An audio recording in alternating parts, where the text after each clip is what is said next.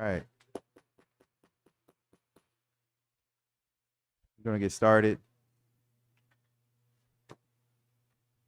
Good to see everybody here.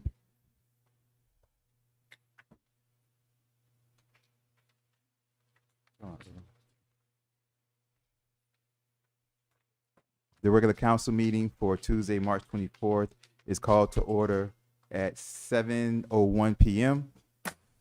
We're going to have a moment silent meditation followed by a pledge of allegiance.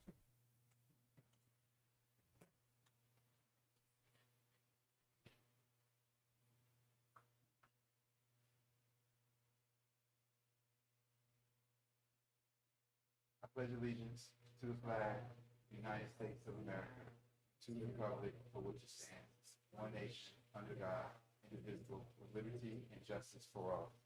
Thank you very much. Madam Clerk, may I please have roll call, please? Roll call. Mayor Nickerson. Here. Vice Mayor Martin. Present. Councilperson Erbaum. Present. Councilperson Lightfoot Ward. Councilperson Winters. Present. Also present for the record, David Roseman, Village Manager, Janice Jacoby, Village Clerk, and Attorney Geller called that he's running a little late. You have a quorum. Thank you very much. May I please have approval of the agenda? So moved. Moved by Councilperson Erbaum. May I have a second? Second. Second by Councilperson Winters. All in favor say aye. Aye. Aye. All opposed say nay. Hearing none. Next is good and welfare. Anybody who wants to come up and speak, you can talk about anything that you would like to speak about. 3 minutes. Say your name and address for the record.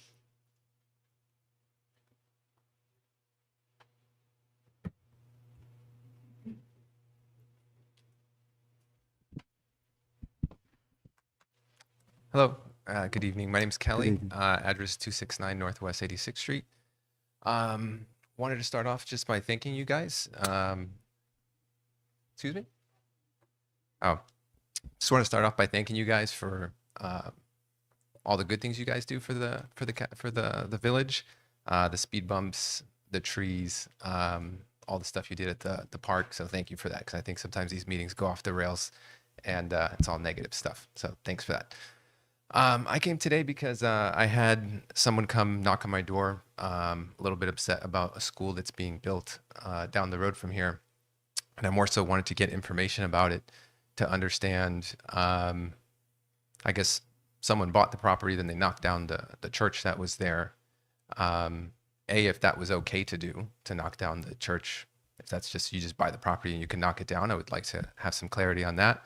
And then, as of today, just what is the plan for that area? Or is it going to be only for homes? Is it allowed to be for commercial property?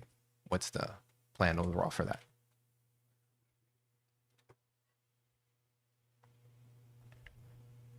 Yeah, thank you. So we're going to hear we'll have public comment. Then when we close it, then we'll have responses to what we can respond to. Okay. All right. I got your question. All right. Thank I you. appreciate it. Thank you very much. Next.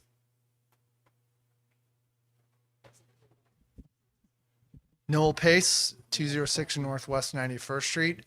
I second the first gentleman's comments about the council. Thanks for doing what you do. Thanks for looking out for the village. And that is definitely what I would advocate, is that I participated in the community plan drafting and codification and the entire process a number of years ago. And that was a multi-year process along with the charrette process. And so that plan, all right, with all stakeholders involved, both within the village and outside, helped give input to that. We got experts, we had, attorneys, we had urban planners, we had suburban planners, we had people who had an environmental side to them, and so on. And so we came up with that codified community plan and our current zoning. And so with that, sort of in response to the gentleman's comment about what is happening, he said a school is being built at the old Raider Church site. That's not exactly the case. A school has been proposed at the old Raider Church site. It requires many exceptions, many variances, all kinds of changes to the community, basically, that are contraventional to our community plan. And so what I advocate is that I am not anti-school. I am pro El Portal, our community plan, and our current zoning. And many times I've said, since on the records going back to November of 2025, now we're here in March of 2026. So 5 months. That proposed school at its size and scale, with all of its exceptions and changes that are required, it just doesn't fit there. So what I have proposed to the developer in my private meeting with them and in our public forum here is that they do own the Little River Farm as well. It's properly zoned for that type of school. They can put their school there. If they really love the community, if they really love and want to be part of El Portal, they can easily do that at that location. And then the Raider Church area can be developed within our current zoning without any exceptions, either commercial, office, retail, community housing, a combination of all. I mean, that site is big enough. The last thing I know a number of people have suggested is that these developers are going to be developing a large swath of El Portal anyway. They're probably going to want exceptions to height restrictions and so on. Hey, they have the means. Why don't they just donate the Raider Church site now as a central park for El Portal? Geez, they could even name it after themselves or whatever. I think everyone would be happy with that. And then that will provide probably what I would consider sufficient green space, because I do know the developers also bought a whole bunch of other properties along Northeast 2nd Avenue that are probably going to get developed. I think they were originally talking about parking lots, but I'm sure they're going to develop them into some sort of live local or workforce housing, which, hey, I came from the workforce, okay? Before I became an attorney, hey, I was a soldier, right? Before that, people are soldiers, firefighters, nurses, community workers. They need a place to live. I think those are great, things to do for them. We need those people in society. So I don't see workforce housing as some sort of negative. I think it helps our society. So I just thought I'd bring that to your guys' attention. Thank you very much. Thank you very much. All right, thank you.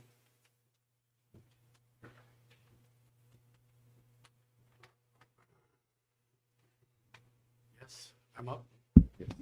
Thank you. Greg Steer, 120 Northwest 86th Street. I want to echo some of those comments. The soulful projects, and I'm glad to see the full council here. That's a change, a nice change. And it's important because there's a lot going on. This soulful project is really just the tip of the spear. It's just the tip of the iceberg. And the project seems to have hit a wall. Where is the back and forth discussion about the actual developer agreement? Are they still not ready after a year? What does that tell you? The only thing they've managed to do so far is to turn Raider Church into a pile of rubble and divide the community into warring camps. There's no consensus on the parking, probably because there is no parking, nor on the impact on our traffic, or the real viability of a sewer connection. Still in question is the amount of public benefit they're willing to offer in lieu of paying their fair share of property taxes like the rest of us. The developer continues to spread misinformation and stoke fear about Live Local, which is not a slam dunk. It's very much a moving target, but it's a very convenient scare tactic. And are we really against affordable housing aimed at teachers and first responders? Does a K through 12 school on a 2-acre site with virtually no parking really make sense? Or is this just another pipe dream like WeWork's IPO, all hype, smoke, and mirrors? This is one reason we hired Amanda Hand, a land use attorney, because I think we deserve a seat at the table to weigh in on what gets built and what doesn't get built in our community, because we actually live here. Adam Newman doesn't. Ken Barrington doesn't. And El Portal is not up for sale, or shouldn't be. Why is there not a single resident on the Planning and Zoning Board? Sometimes it feels like we're flying blind. What is going to be left of El Portal after Adam Newman's little farm gets built out? Tonight we have a full council considering the construction of a single home. Yet there's no discussion about the repercussions of 2,500 homes and 4,000 new residents, effectively doubling the population of El Portal. and tripling the number of residences. Soulful is just the foot in the door. Little Farm is 10 times the size and 20 times the impact. So my question is, are there or have there been any discussions by anyone, council or staff, about Little Farm with Adam Newman's people? Or are we going to get the silent treatment? And then you spring it on us at the last minute, like Soulful. Sometimes I wonder who's really in the driver's seat, who's in charge. There have been no village manager reports since October of 2025. No Soulful updates, no police reports, no budget updates. We're 6 months into the budget. What have we spent the money on? Are there any reserves? Meanwhile, we're forming this advisory board, this committee, that committee, meeting after meeting, with no real authority. And finally, I don't understand why we have this convoluted open mic night process where we come up and rant and rave, and only the mayor responds. Don't council members have their own voice? You have your own vote? I, for one, would like to hear from each one of you tonight on where you stand on this Soulful project. Thank you. Thank you.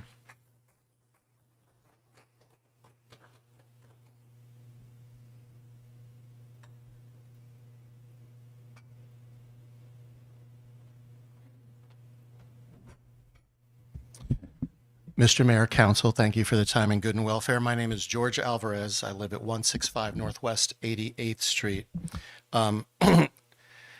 Rather than echoing some of the points that I heard Mr. Pace and Mr. Steer mention, to which I agree, I will. I'm going to phrase it a little bit differently. I'm very much looking forward to hearing what a new proposal is going to be like from the developers of the proposed project. I think that some of the divisiveness and some of the tactics that I've come to learn about recently, some of which got truly personal to the mayor himself and some of which got very impersonal to the rest of the community, I think that's a sign of something that's wrong, if not with the process, then with the process regarding this project. I'm going to, until given a much, much better reason than anything I've currently heard from the developers of this project, who, as of now, have not changed one iota of their project. It's not enough to hear that they have been meeting with certain residents, because we can't take that on faith until we see things on paper. So I'm hoping that at this time, that each and every member of the council and of the Parallel Planning and Zoning Board will vote no on this project, especially at this location and especially as currently and technically proposed. I know that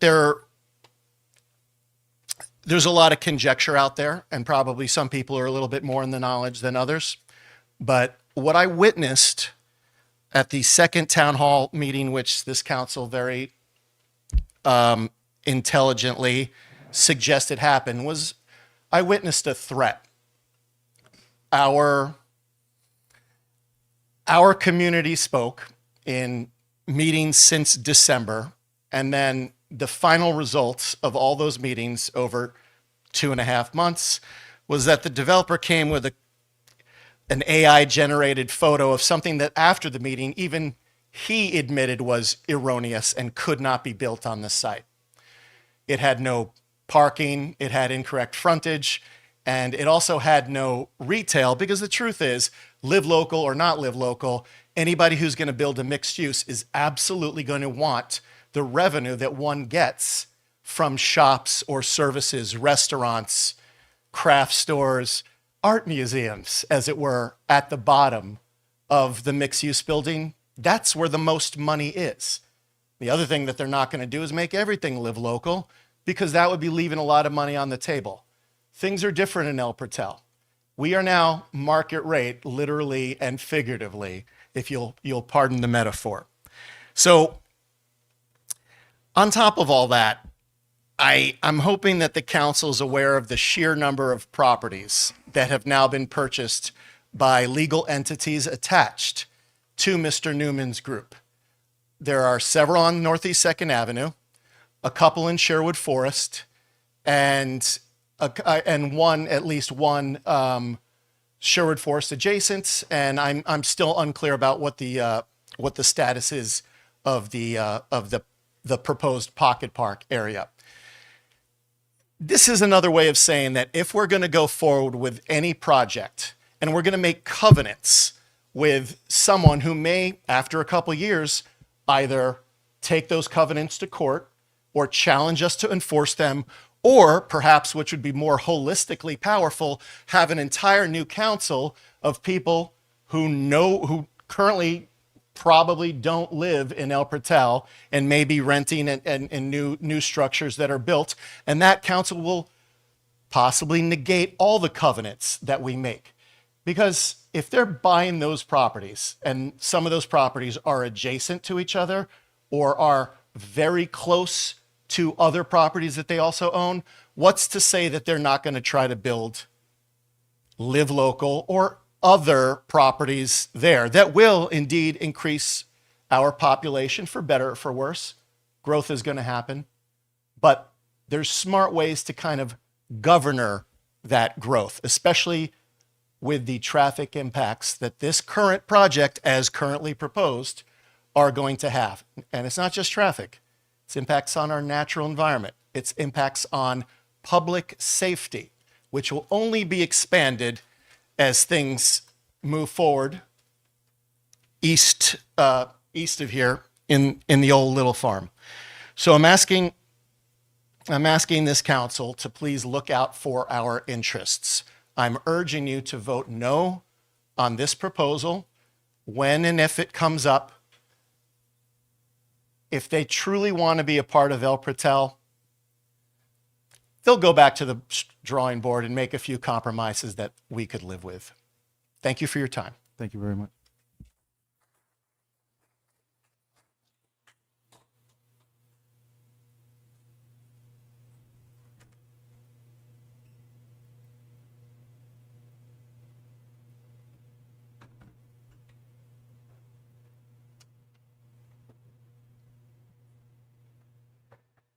Daniel Rojas, 16 Northeast 86th Street. I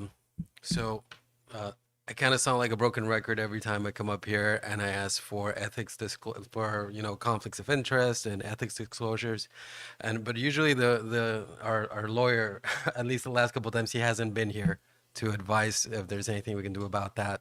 I'd like to again propose that everybody on the council clearly states if they have any conflicts of interest. Also, if they've had any private meetings with the developers and what has been discussed in those private meetings, as we are trying to all push for transparency and regain the trust that we have, that our village needs to have in our council. Also, I want to bring up, like what everybody else brought up, we need to be aware of what's happened around the county. We've seen another city that did not allow Soulful to be a part of their community either, based on numerous issues that they had with their proposals, as we all do right now.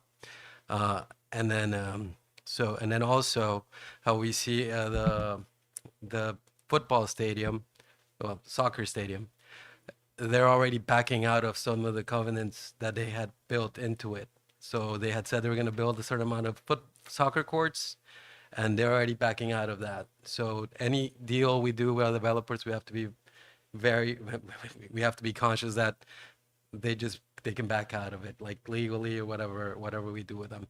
So the more time goes by, the more I learn, the less I am inclined to support this project, and the more I'm inclined to ask every single member of the council to vote no on this issue. Thank you. Thank you very much, Mr. Lopez.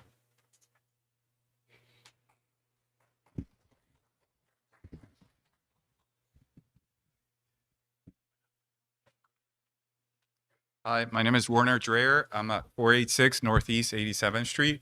I just want to tag along his comment. I remember him asking the same question during our last meeting. So my question is a follow-up question in regards to having, and I have brought up this question to Mayor Nickerson, having a mediator or negotiator with the Adam Newman group, right? I keep hearing also, oh, we have a specific council person who's negotiating, or there's the rumor, right, out there with the neighbors. So you guys are politicians, so I would recommend having somebody, a negotiator who can help out negotiate the terms that they have been brought up by the Adam Newman group. I understand Attorney Geller, he's just making sure it's all legal, and he's not going to negotiate on our behalf. So again, I ask Lee kindly see if my question can be followed up as far as having a negotiator.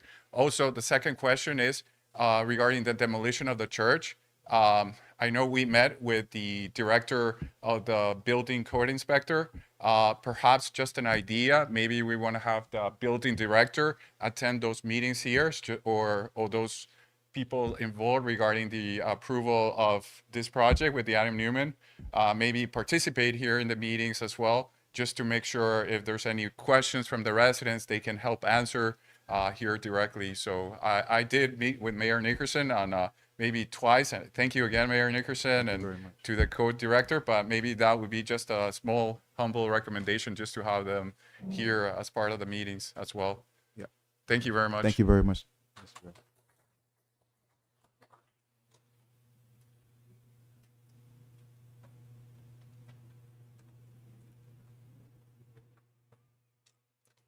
Hi, good evening. My name is Ramona. I live on 88th Street, 136 Northwest.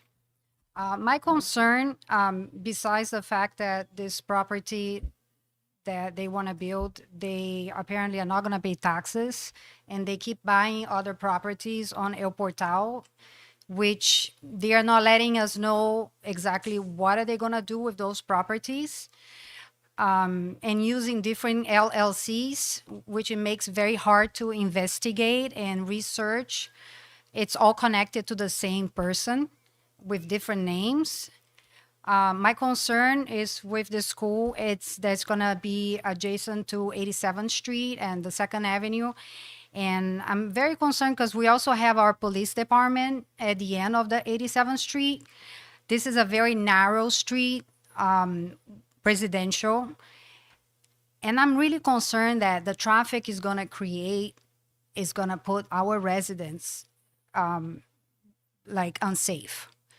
We're not gonna be able to get our police cars and department fast enough if that street is blocked because of the school traffic created by kids crossing the street, parents parked waiting for their kids, school buses, and plus everything else that is going to happen on that area. And the police department, it sits all the way at the end close to Biscayne Boulevard. It's not going to be able to reach on time the rest of the residents in El Portal. And if for any reason we have an emergency and a loved one dies because of this, because the police car was not able to make it on time because there was traffic or blockage on that street, I do not want to see that happen. And this situation is in your hands. All the councils, the vice mayor, the mayor, you are the one voting for this, on this project. And open up this situation that we're gonna have concessions made for a developer coming from outside that really do not care about the residents of El Portal. He doesn't. He might have offered so many things, kayak lounge, some other money and vouchers for other people. It's not real because he doesn't really have on his heart this community the way we have. He doesn't. He does not. And I really do hope you guys reach this idea that I'm trying to bring to you guys here, my concerns, and vote no on this project. Another concern that I'm having here also is I don't feel like councils are present and are supporting this community. I don't. it feels like we have no support from you guys. Our lawyer, where is Geller? I don't know. Where is him? I have watched also another video from a past Bal Harbor video that SoFlo was trying to put their school in Bal Harbor. Good job, Bal Harbor, that turned these people away. Good job for them. And guess what? Our lawyer and Ben and Adam, they were in the same meeting, the three of them together. And we have it on record. Ben saying that he has a relationship with our lawyer. Isn't it this a conflict of interest? This is like super concerning for me. Another thing that I'm very bothered about, that I heard from the grapevine that there were a meeting with this developer, a private meeting from people that want the school to happen. And none of the residents were informed. And whoever organized this meeting is a very close family member from the council. I mean, this is just wrong. Where is the transparency? Where is it? There is no transparency in this committee. Nothing. Very, very concerning. Thank you. Just a follow-up. Thank you. Just a quick follow-up.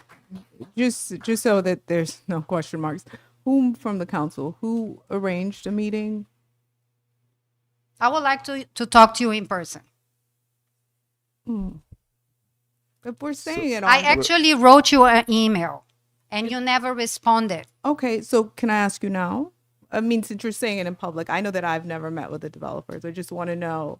I just don't want that question mark hanging out there as to whom it is you're referring to. Who Well, is it? I heard that Council Winter's wife was Okay. involved. All right. Thank you so much. Oh, welcome. Yeah, let's try to get through good and welfare, you guys. I appreciate it. Who's next?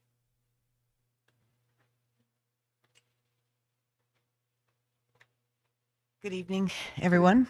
My name is Karen Roberts, and I live at 29 Northeast 90th Street. And I feel like I'm should have been much more aware of the situation, and I'm kind of getting in late. But I've lived in this village a long time, a really long time. I admit I actually attended service at Raider Memorial. I wasn't a member, but I definitely attended service. That's how long I've been living here. And it has made me sad to see it sitting empty for so long, because it's like, well, our community has changed. There aren't people that want to go, to the church there. They didn't have enough activities for kids or families or something to make it a community place. And that made me sad. And I was always wondering what was going to happen with it. And so I'm to understand that someone's buying it for a school, but a rich school, like a private school, where it will not be our students, it will not be our residents, our kids aren't, our grandkids going to this school. It's like they're going to be coming from somewhere else to come here to go to a rich school. And okay, I mean, that's life too sometimes. But then I heard that it's 300 students. That doesn't make any sense at all. I go to the gym on 69th Street, and that's only 20 blocks from here, from my home. And do you know how long it took me to get home from there today? God forbid it's a drop-off or a pickup time for school. 300 cars dropping off their kids, 300 cars picking up their kids, Northeast 2nd Avenue. I'm not going to the gym anymore. So how local do you have to be local so that you can get to, around to where you want to get? So it seems unreasonable for that. And so this is a question that I just don't know. Maybe someone can answer it to me. So if 300 students obviously don't fit on that land and they're buying adjacent properties, these are for single family homes, and it's a free world. So someone can sell their home if they want to. But now, does the school no longer pay tax to our village? I mean, is our village losing property tax if the school buys single family homes? That's counterintuitive to our village's financial health, isn't it? So if the school doesn't pay taxes, but the church didn't, so same. But then this new school is mushrooming to, more properties, and they're not going to pay tax on those. I don't understand the financial decision there, and it doesn't serve our community. So I'm totally concerned about the traffic, and I know that other people have talked about that. But I'd love to see El Portal be a community and have have more things where whoever's moving in, that's fine, but like we do things together, or I don't know. I'll stop talking now, but I just wanted to put that on record. Thank you very much. Oh, and I wanted to say thank you, Mayor, for putting that letter in the, I looked it up and I read it, and that was sensitive. So thank you for very that. much, Mr. Roberts. Thank you.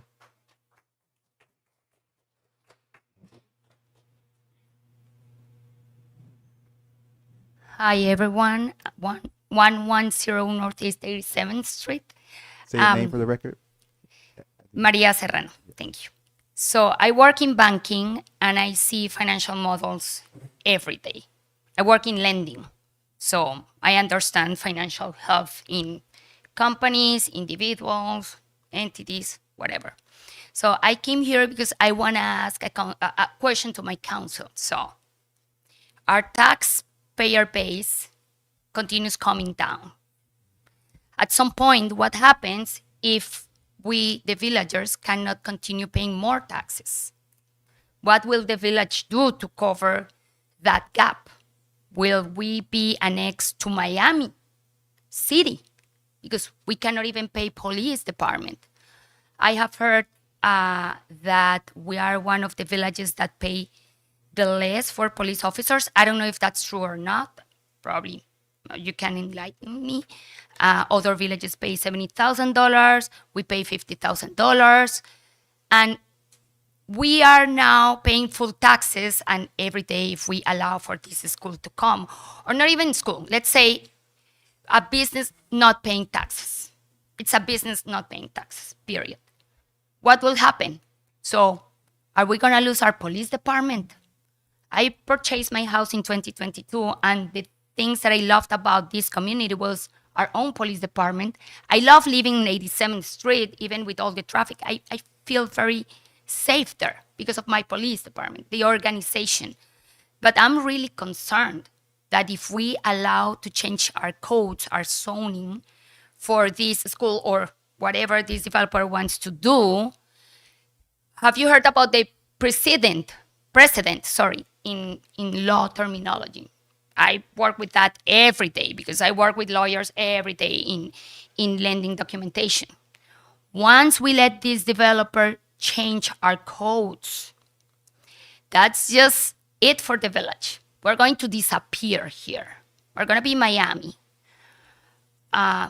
New developers, even if this developer has like a good in their heart, even, we're opening the window for new developers to come. And they're going to say, why you approve changing code to that developer and not to me? That's the problem. So remember, I'm not the English-speaking person. It's precedent. So remember that. Go to Google, ask for that, and you will learn more about that.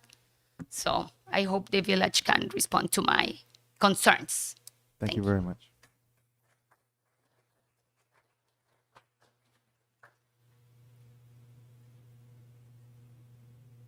Hi, everyone. Hello. I'm Edna Edelman. I live at 301 Northeast 88th Street. As some of you know, I do support this project, Soulful. There have been a lot of comments about taxes. They have offered to pay money to the village in lieu of taxes, but I think the majority of the taxes are probably going to come out of the Little Farm project. I mean, that's where I would expect the majority of it to come. But the reason that I came up is this whole thing about Adam Newman and his private meeting. It wasn't Charlie's wife who set up this meeting. I did. And I asked to meet with Adam Newman because I had questions about the project. And Adam Newman was this mysterious personality that I saw on Wikipedia. I watched We Crashed. I wanted to meet him in person. And he was quite forthcoming. He actually showed up, and we sat and talked for a few hours. I invited my neighbors because there is a real discrepancy in what's going on here. Those of us who live near this project support it. Those of you who live further away do not. And here you go again. You're talking about transparency, you're talking about community, but you heckle, you bully, and you make it really hard. I mean, we come in groups because you guys are bullying those of us who support the project. And, you know, I want to echo something that Ramona said. I emailed every person on this council. Only 2 people replied, the mayor and Charlie Winters. You did not reply, and you did not reply. And, you know, it feels like you don't represent us. And I want you all, there's something I want to say to everyone. We can disagree. This is, you know, if I support the school, it doesn't make me evil. If you are against it, it doesn't make you evil. There's no reason to scream and heckle. I've heard people scream, you don't live here. It's inappropriate. We're a community. You know, when this is over, we're still going to live here. We're going to walk down the street and hopefully say hello to each other. I mean, there are people here in the back who screamed at everyone, you don't live here. They turned to the people sitting next to me and said, you don't live here. When they don't live here. I mean, remember, we're going to exist in this community for the foreseeable future unless we all move out. And it's not right to act as if someone on the other side is an enemy. That's it. Thank you, Ms. Evans.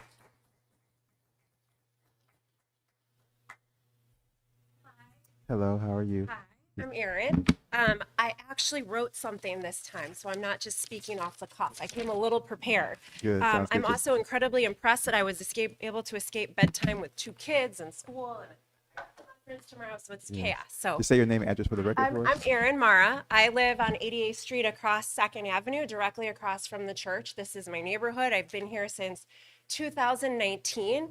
I think, as I said in one of the prior meetings, I'm a local ER doctor. I work at Aventura. This is my neighborhood. And I say that only because I think it's important that we also know our limitations. And one thing that I always tell my residents is that, am I not talking into this thing? One thing that I always teach my residents is that you have to remember to know what you don't know and make the best possible decisions with the available evidence that we have. And also, I'm not a lawyer. I'm not a land developer. I mean, we have a lawyer here. We have other people that we can hire. You know, getting caught up on changing zoning and all these things, I'm going to assume these people have done their due diligence. They're billion-dollar pockets. They are developers. They would hopefully know what they're doing. And just like you wouldn't ask me to perform cardiothoracic surgery, like I'm going to stay in my wheelhouse. So this is actually kind of a letter that I devised to you guys. It's more to you guys on my opinion. I had sent something, but y'all are busy and I don't think anyone read it. But so anyway, I decided to write this letter addressed to you guys, the council members, our vice mayor and our mayor, to ensure that as well as many of my neighbors on 88th Street who couldn't be here because we have kids and jobs, our voices could be heard at a meeting where I know there's a lot of loud opposition. So like I said, I live across the street on 2nd Avenue from the proposed site of the school. This is very much my neighborhood. I drive down 2nd Avenue every day to take my kids to school. I have a kid at St. Rose and I have a baby at daycare at Presbyterian. I take all of my walks through Sherwood Forest in the tot lot. I run every day past there. You probably have seen me running through this neighborhood. My quality of life very much depends on what goes into that site. That's why I am deeply invested in this, and this is why I am here on a chaotic night where my husband is probably not so happy I'm here. Listen. I initially was deeply opposed to the school, deeply on the negative side. I was concerned about the traffic. I thought an 8-foot wall would be ugly to look at. I did not want to run past that. The school was frankly not really a school that I was going to use. As I told you, my kids are at St. Rose and Presbyterian, and soon to be the second one at St. Rose, hopefully. I was disappointed by the loss of potential taxes. I did not like the concept of the parking structures on 2nd Avenue because I also do walk down 2nd Avenue. It sounded horrible. And probably most upsetting was a feeling of the loss of what it could be. Ever since I've been here, that church has been abandoned, and there's always been this feeling of maybe it's going to be like shops and restaurants and a place where the community can gather, a downtown, a true downtown. That potential. I was sad for that.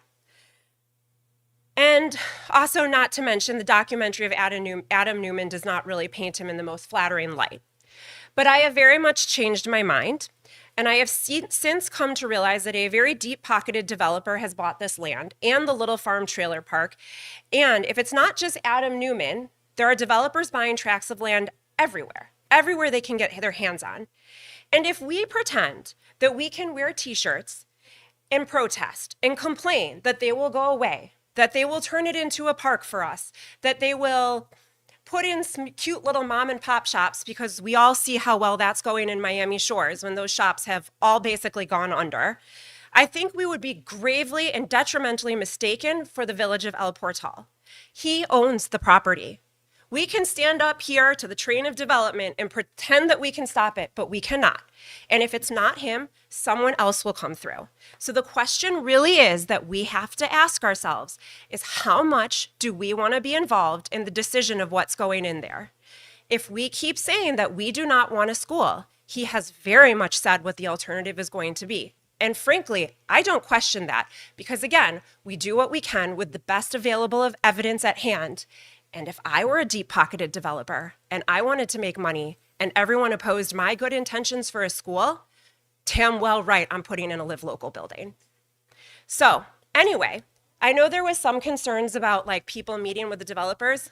I also reached out to the developers, and the reason being is that as I've learned and going to school for 1 million years and practicing medicine, when you don't know something, just ask.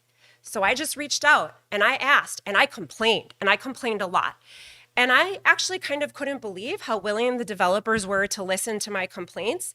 And although I like to think that some of the things that they conceded were because of my ideas, I'd be flattering myself. I'm sure it wasn't just me. Every concern I brought up, or almost every concern, they were willing to work out a solution. The 8-foot wall, which I have heard over and over is an issue. They said they would cover it in beautiful plants, uplighting. They even offered to let one of our landscape designers from El Portal, who works here, to work on the project. And they said that we as a community could be involved in the development of the landscaping around that. They won me on that, because now when I go on my run and my walks with my kid, I'm gonna be walking by beautiful landscaping. Done. They also agreed to move the parking and bus the staff in. Perfect. They changed their traffic route and agreed not to use 88th of the thoroughfare. Perfect. They are repaving some of our direly needed roads.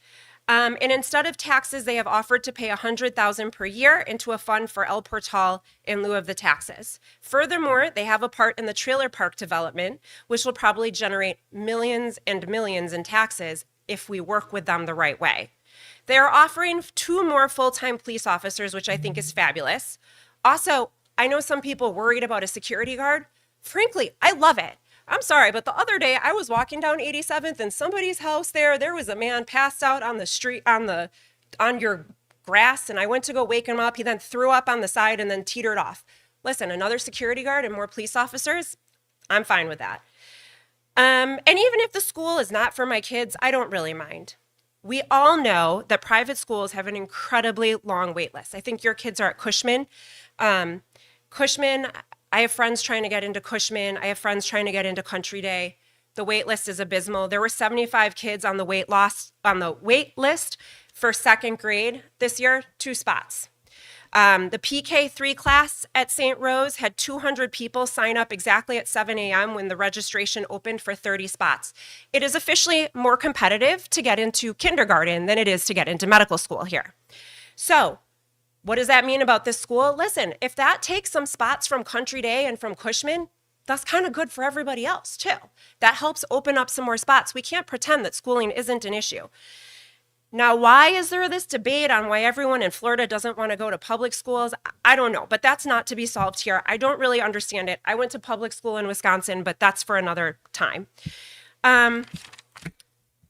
I did mourn the loss of the idea of a community center, but they have offered to build us a park, and they bought a house next to the park to turn into a community center or a park. They offered to put in a coffee shop on one of the little houses here, and I think it's because I literally just asked them for one. And they said they're going to hook up sewer all on 2nd Avenue, which would be wonderful for development. I also was sad that the church went down, but I'd like to remind everyone, if you didn't know this, my friends actually used to own the church 7 years ago. Their kids go to St. Rose. They're in the same grade as with me, my kid. They said it was not fixable and there is a pretty funny story of my friends saying they went to go check it out and they found homeless people living in the basement. It was not rehabable. They tried to rehab it to make it something for the community, the sanctuary, and it didn't happen. So I don't think there will be any developer that will go to such lengths to try to fit in right now. I'm actually impressed. And like I said, I was very much opposed a bit in the beginning. You might be calling me naive. Maybe I am naive. But I think if someone is coming in here and buying and turning something, it's better to work with them than what the alternative is. And I know everybody wants the alternative to be small shops, maybe a few condos, but they paid $15 million for this. And we can see how much development has happened in Miami Shores. It's not a lot. And at $15 million, they're putting in something that makes money. And it's probably going to be live local. And if we don't like that, we can take it up with Tallahassee, but that's how it is. Whether it's going to be 2 or 3 stories or 4 stories or 6 stories, again, I'm not a developer. I can't read that stuff. I don't know. But you know what? That's going to dump 100 families into this neighborhood on these small streets with people going through Sherwood Forest, going to our little park. That changes my life. People coming in for school is wonderful. Kids are wonderful. They're the meaning of life. I don't mind another school. And I have to say, I came to every meeting for Cristo Rey. You know, I came when Cristo Rey was going to come in here in 2019. I did come to all those meetings. Where was everyone that was opposed to Cristo Rey? I don't really understand. Cristo Rey was, I think, a 450 student high school that also wasn't really our community, and it was a commuter school. So I'm not sure what the difference was. So even if it was turned down, I came to the meetings. Where was everyone? So the point being, I am in favor, and I want you guys to know that, because I think if you vote no on this, I think what will happen is they're going to put in a mega atrocity. And even though I know a lot of people here are going to say, we can't act on fear. What is wrong with an elite private school? They've offered concessions. They're going to make it beautiful. I don't see a problem with it. And I live directly across the street. So that's it. Thank you. Thank you very much. And by the way, if anyone has questions, concerns, or complaints, they are more than happy to hear from you. Thank you very much. Alexandra Baza, 120 Northwest 86th Street. Well, I am here because this is affecting all our quality lives, not just the people on 88 and 87th Street. We live in a very small village, so yes, we feel for the people that are going to be next to it, but every single person here is going to be impacted by this project, whether it's through traffic, through the lack of taxes, you know what, my quality of living depends on the street that I, have to drive through every single day, which is completely destroyed. It's in pieces. I have no sewer. That is all supposed to be paid through taxes. But what is happening here? Every single project that is coming into this town is paying less and less taxes. Yes, they're offering $125,000. Every single new single-family home that is being bought today pays between $25,000 and $30,000. One single-family home. How does that pay for all the extra services that this project is going to require? So yes, I wrote a couple of things here. One thing I also want to address. This is not about religion or about bullying, and I honestly consider myself a very inclusive person. But when I try to be in that chat where is the pro school, the first one that I was bullied by was Edna's husband. Really bad. He treated me as from that to everything else. So it's not about, who is pro or not. I agree with Edna. We need to still remember that we're going to continue living here and that we're neighbors. And that is one of the biggest losses of this whole mess, the community that we're losing. So yes, I'm begging you to start participating more in these meetings because we feel completely lost here. I'm gonna read this. So this conversation is not about being against development or school, it's about alignment between scale, infrastructure, and long-term sustainability of a village of El Portal. We're a community of roughly 900 homes with limited infrastructure, high millage, existing debt, and very little commercial land. Regarding the proposed school, no one can argue against the needs for safety and security in school these days. That's a given. But those requirements come with real physical impacts: controlled access, concentrated traffic, in this case, an 8-foot perimeter wall that is not allowed by our code. The question is not whether if a school is valuable. The question is whether it's the right location and scale for a school of this size with those operational and security demands within a small village, a small residential village. Because it's not just about one project. When we look at the four most recent and largest projects, Cavista, the launch, the proposed school, Sofol, and the Little River project, we're looking at a significant shift in El Portal. We're increasing population, traffic, and demand of infrastructure and public services multiple times over. At the same time, many of these projects benefit from tax exemptions or incentives. So we ask this a simple question: if demands of services increases, but the tax base doesn't grow proportionally, who carries that burden? The answer is the existing homeowners. That is a structural issue, not a political one. Now, I also want to address the Live Local Act because there has been some confusion. The Live Local Act is not the same as traditional subsidized housing, which is what they're trying to scare us with. It is designed for workforce housing. We keep saying that we are an inclusive community. It's for people like teachers, nurses, city employees, and young professionals. It's not inherently a negative outcome. In fact, it can provide some level of tax revenue, can be designed to be self-contained, and still requires a quality product to be marketable. And yes, it can also have a coffee shop and a park in it.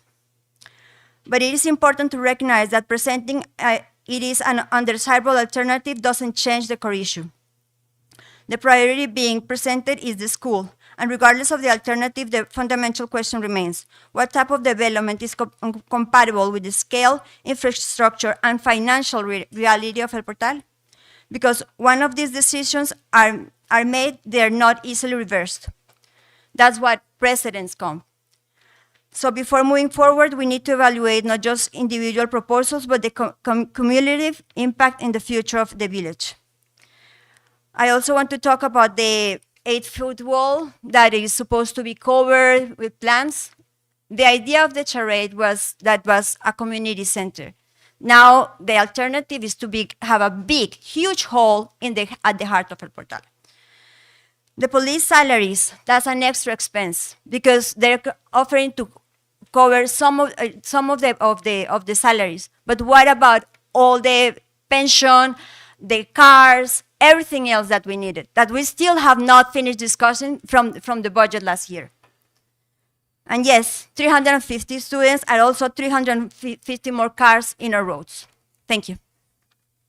Thank you very much, Michelle.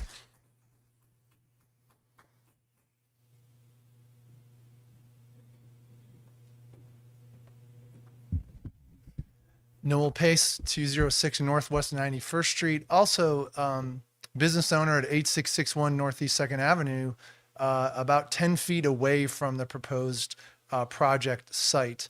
And so I just want to correct the record. I think a prior speaker said that, that people who are pro El Portal or anti-school or whatever don't have property near the school, proposed school. Actually, I do.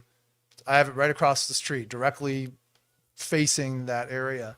And my question is, and somebody, a very nice speaker before mentioned about precedent, and I think that is very important. Okay, if you've heard me, I have definitely said I'm not anti-school, but I think the right thing at the right place at the right time is the most important thing. Our community plan and our zoning was created for a reason, with all stakeholders involved. I think it's very important that this council, reinforce that, especially in negotiating with this developer or any. Okay, follow the rules, develop your projects within the rules, and if your proposal doesn't work at that site, then move somewhere else. Because hey, now that I think about it, hey, if a 8-foot wall is proposed at that property, I would definitely like an 8-foot wall around my property right across the way. And I'll have nice landscaping, and I'll hire a urban environmentalist to put nice landscaping on it, and so on and so on. And you know what? That sounds actually probably pretty good for my house too. So maybe that'll happen as well. So that's what I'm saying is we don't want things to devolve here. And I appreciate the sentiments about disagreeing or being not being disagreeable. Well, saying that people are anti-religion or discriminatory and stuff when this is really about business. I mean, hey, I pay my taxes here. Our property pays our taxes here. Nobody else pays our bills here. Only we do. So, I appreciate, some of those sentiments, but at the same time, like, let's get real. Thank you. Thank you very much.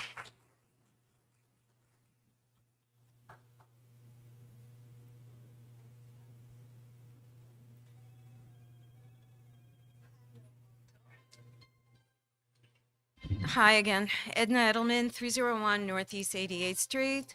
Alexandra, I did yell at my husband. Without me in the room, he does heckle. So I do apologize for that. But I have a question for Mr. Geller, and that's about HB 833, which was incorporated into SB 182, the Senate bill, which was passed by the legislature last week, and basically allows a school that's 150 students or less to go into a commercial space and avoid local zoning. So if you can address that. Mayor. I'd rather wait until we're done with public comment to answer all the questions. I'm sorry, I couldn't hear you, Mayor. I'd rather wait till we're done with public comment to answer all the questions.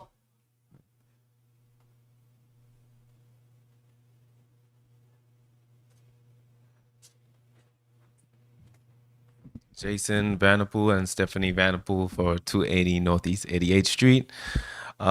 We have been in the process of building our dream home in El Portal.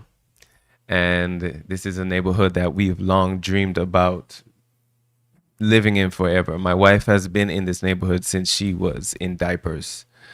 She has been first on the west side, then grew up on the east side, and we bought her aunt's house, and it's been a long process. And for the entire time of us making this dream into a reality, we were always hopeful of a downtown.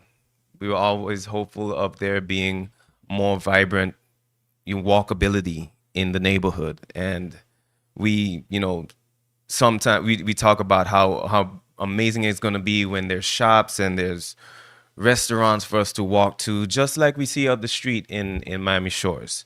And the proposed plans that we're seeing does not only align with that. That was what the charrette laid out for that corridor, but it's kind of taking things in the opposite direction.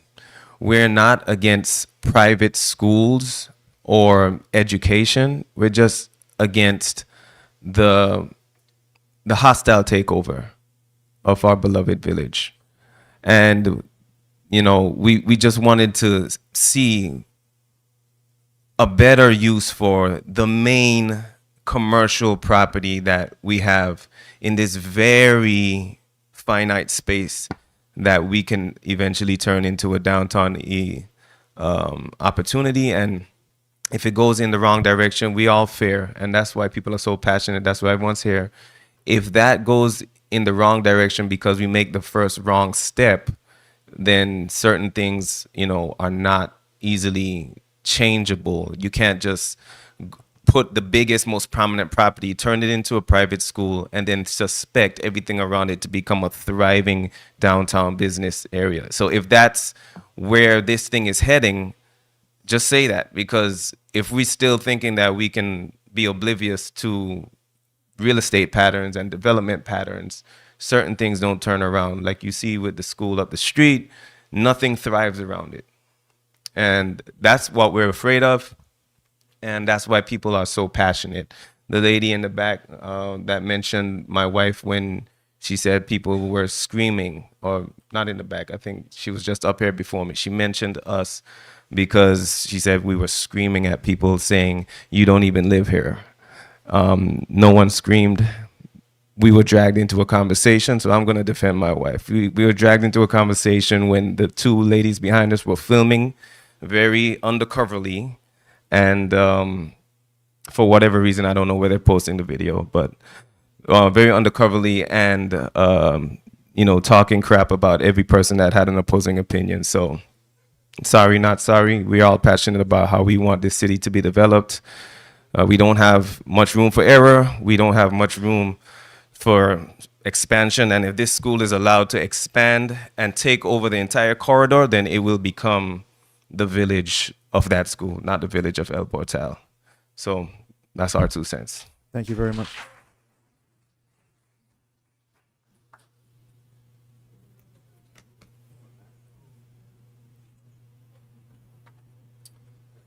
Good evening, Mayor and council members. My name is Ian McKenzie. I live at 8950 Northeast 4th Avenue. I've lived in Miami for over 43 years. 23 of these years have been in El Portal. Audrey Edmondson was the mayor. When I arrived here. I fell in love with El Portal because it's very quiet, nice community. Traffic wasn't crazy and so forth. I live on 90th Street, the corner of, and I can tell you 90th Street is very busy. It's probably one of the most busy streets because everybody comes down it to go to Publix. So everyone from the shores and everything cuts through there. This is going to happen when the school, if a school does get built there. I don't want that. I'm against the school. I'm going to be flat out, I'm against the school. I hope you vote against the school. The school does not benefit any of our community either. And that's a problem for me. We need to build stuff that's going to benefit the villagers of El Portal. That's why we're here. That's why we love El Portal. Someone mentioned that the traffic for a live local would be 100, families or cars. Well, think about 350 to 600 or 700 students being dropped off twice a day. You're looking at over 1,000 cars. They're going to go down 90th Street, 89th Street, 87th. They're going to cut through from where they're coming from. And from the south to north, congestion is going to be horrible. Imagine that. So I really, if you don't know what the traffic's like in the morning, get out to the corners sometime and just watch the traffic. Maybe we should put in traffic sensors right now to determine the load. I only wish that the previous mayors from years ago had the vision to buy the land and build a park in it. I don't know if that's possible now at this point or not, but I certainly would like to explore that. I ran some figures on that, and we'll be talking to the mayor and so forth, council members, about that. I don't trust the developer. They came in speaking very sweet and sugary, and I've been in business for many years. I work for a major company here, and I can tell you, wolf in sheep's clothing, beware. Everything that the actions don't match what they're saying. That's really important. You got to walk the walk, not just talk the talk. So I just want to go on record. I support people. For Live Local, that's a better option. I'm sorry for those people if it's going to be built, but it doesn't have to be built like a state penitentiary either. There could be done things with tier levels, with hanging gardens. Maybe they could make it beautiful with a beautiful architect. I honestly never cared for the design of the school anyhow. I thought it looked like a Tahitian village or something like that. And we're not in Tahiti, we're in El Portal. We all love El Portal. The only other thing I'd like to mention is that I've been working on with the tree board with Commissioner Anders Urban, and we're scheduling a Sunday, April 12th, Village of El Portal Arbor Day Festival, and we hope you all attend. Anders Urban will probably speak more about it once we get more finalization on it. We're going to be doing a walk from here to the nature trail where we'll have the event. So I'm getting the word out. That's April 12th. So save that date. We hope to see you all there because really this is what the community is about, our trees and so forth. And we don't want to see our trees go away. Okay? Thank you. Thank you very much.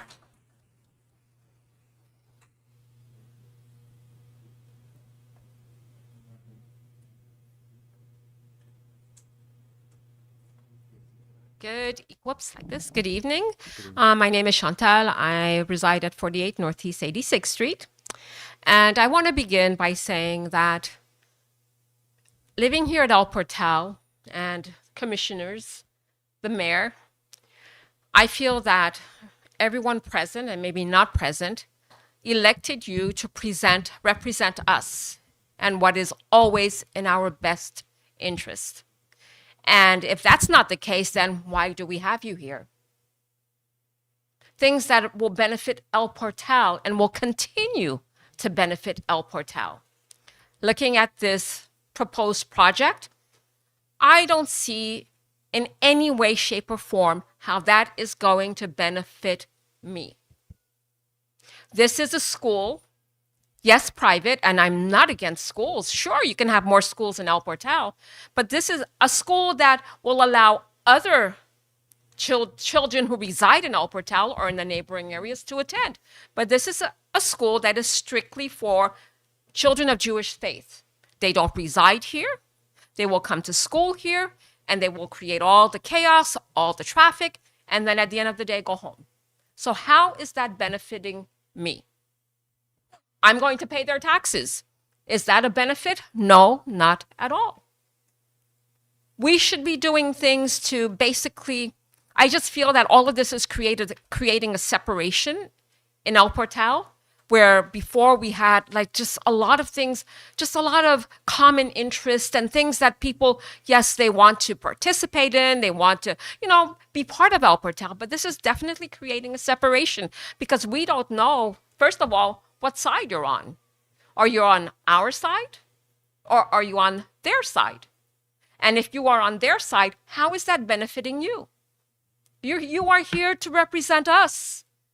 And I don't feel that representation because I've heard so many different stories and I'm not sure who to believe. And for sure, as this gentleman said before, I do not trust this developer because he went and he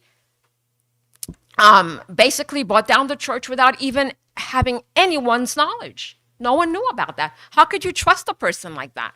He doesn't care about El Portal. He doesn't give diddly squat about El Portal. It's all about money. And he is benefiting from that, and we are not. I'm sorry.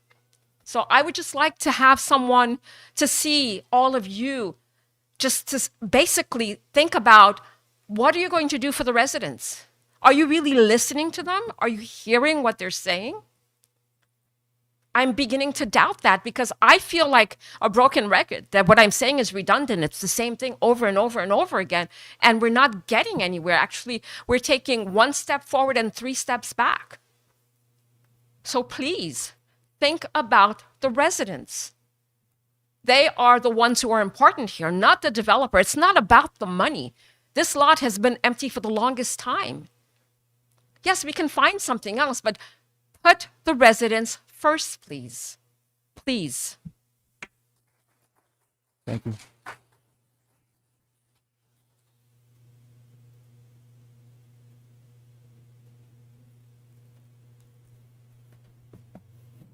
Hi, everybody. Joni Hector, 260 Northeast 88th Street. I have been very vocal that I am in favor of the school as the immediate next door neighbor.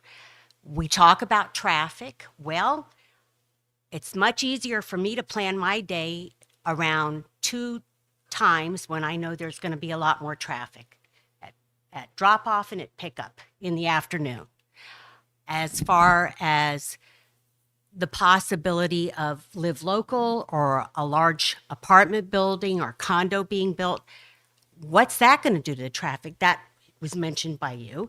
I think that's going to be worse because it's going to be traffic nonstop all the time. And the big thing for me also is what I enjoy most about this community. There's a lot. We have a lot of nice people here. We have a lot of very nice people that live here. And it's very disheartening to see the amount of venom that has been expressed. I can say on both sides, I don't believe that I have, but, it's been going around. It's very disheartening. And I just am very concerned. And also, like Edna Edelman brought up before, I'm very curious as to the effect of this bill that passed in the Florida legislature and what that would do as far as the project is concerned.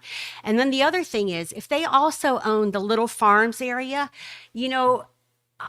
I'm worried to a certain extent that perhaps we might be focusing so much on this and there's going to be way bigger fish to fry later on with that property. And we need to be careful about that as well. And that first and foremost, what we need to do is, some of you talk about we're getting no benefit from it. Well, I think it's a benefit if they're willing to pay $100,000 or more per year in lieu of having no property taxes. And I'm sorry, am I interrupting you? Thank you. So they are coming up with alternatives as far as making some of this more palatable to us. And I feel that it's really important that we make the best decision, and it might not be what we all want. This is not a perfect scenario for us, and 100%, this is something that years ago, it would have been wonderful if somebody else had come in and built a townhouse complex there where we would have had property taxes that we were collecting. It would have been a great area for that. But the church was a hot mess. And I can tell you that because I had been in it multiple times throughout the years, including while it was abandoned, called the police numerous times when people were squatting there or hanging out. And I just would like to say, as far as everybody having such impassioned pleas to say no, no, no, no, no, that everybody's being thoughtful enough to really consider what is truly in the absolute best interest for the village. Thank you. Thank you very much.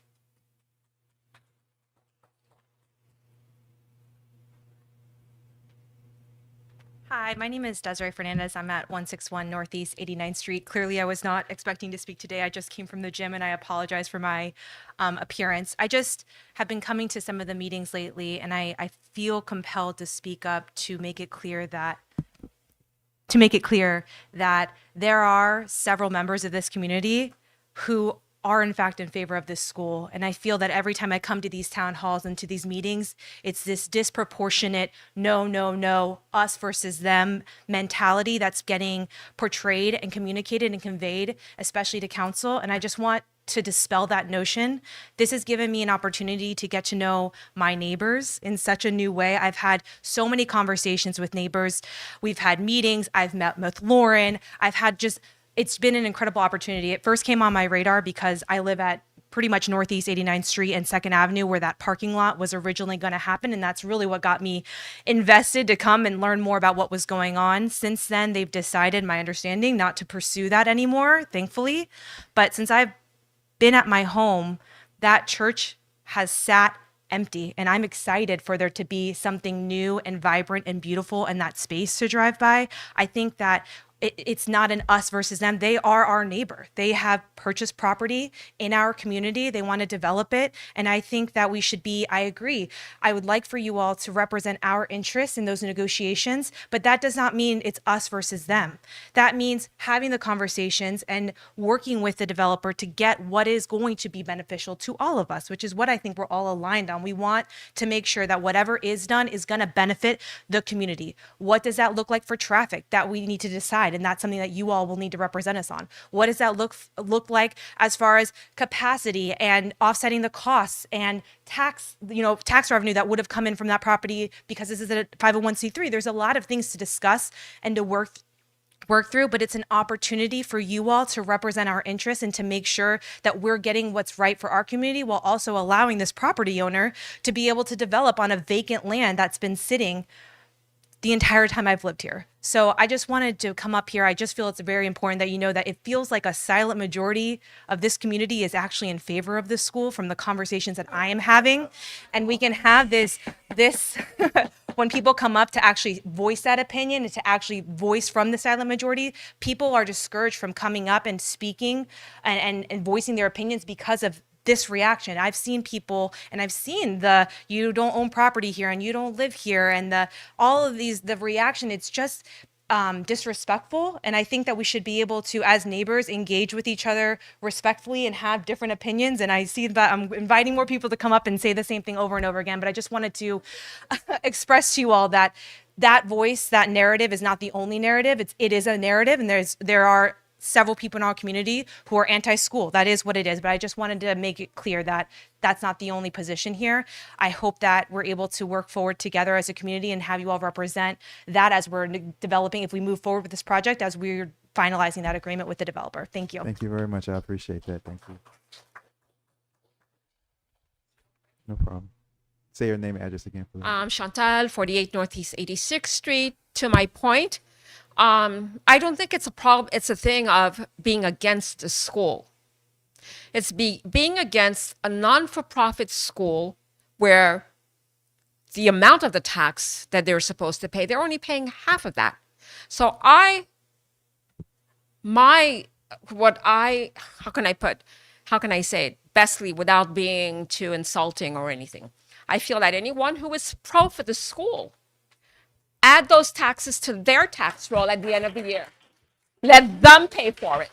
And then I have no problem with the school, but I have a problem with paying, even if it's $100,000 of their tax. Why should I pay the tax for a very wealthy developer where children are coming to this property? They're extremely wealthy, coming from families that are multi-millionaires, and I have to cover their tax? If you want it, you pay their taxes. Thank you very much.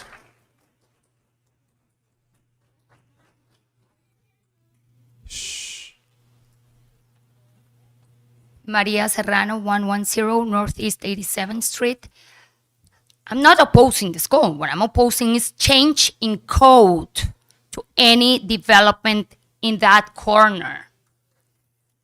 If they they can do a school that goes with our codes. They can do it. They can do whatever they want. But they need to pay taxes as well. You need the people in favor of changing code. It's not in favor of the school. It's please in favor of changing code. Precedents. Finally, I learned it. Precedents. You're opening a can of worms. Please. Next developer is going to want to do a funeral house there if you want, next to your house. Do a bar. But why you let Adam Newman, the billionaire, do a school and change the code? Why you're not letting me do that? That's the thing we need to think about. And I trust my council people. I trust you in making the decision because I love the village and I know that you love to keep representing us. So I don't like when people come here to say that the largest majority of neighbors in the village are silently supporting the school. I'm afraid last time I came here to talk about against the project, against the change of code, I came back home walking and I was afraid of having someone from the developer like hitting me with a car because I'm speaking here against a billionaire. So I'm also afraid of speaking, but I love my village. I'm very passionate and I'm speaking here. Now I'm really concerned about what I heard, that there were 2 people filming the discussions held by opposing people. Now I'm more afraid because I'm opposing. So let's set that in record, please. So again, they can build whatever they want. I love the school. I love kids. I have an 8-year-old.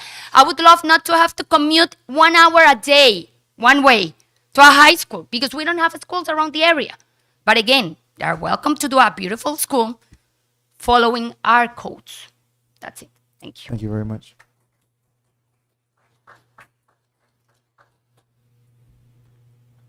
Hi, Ian McKenzie, 8950 Northeast 4th Avenue. I just want to address 2 issues. That I'm not against a school.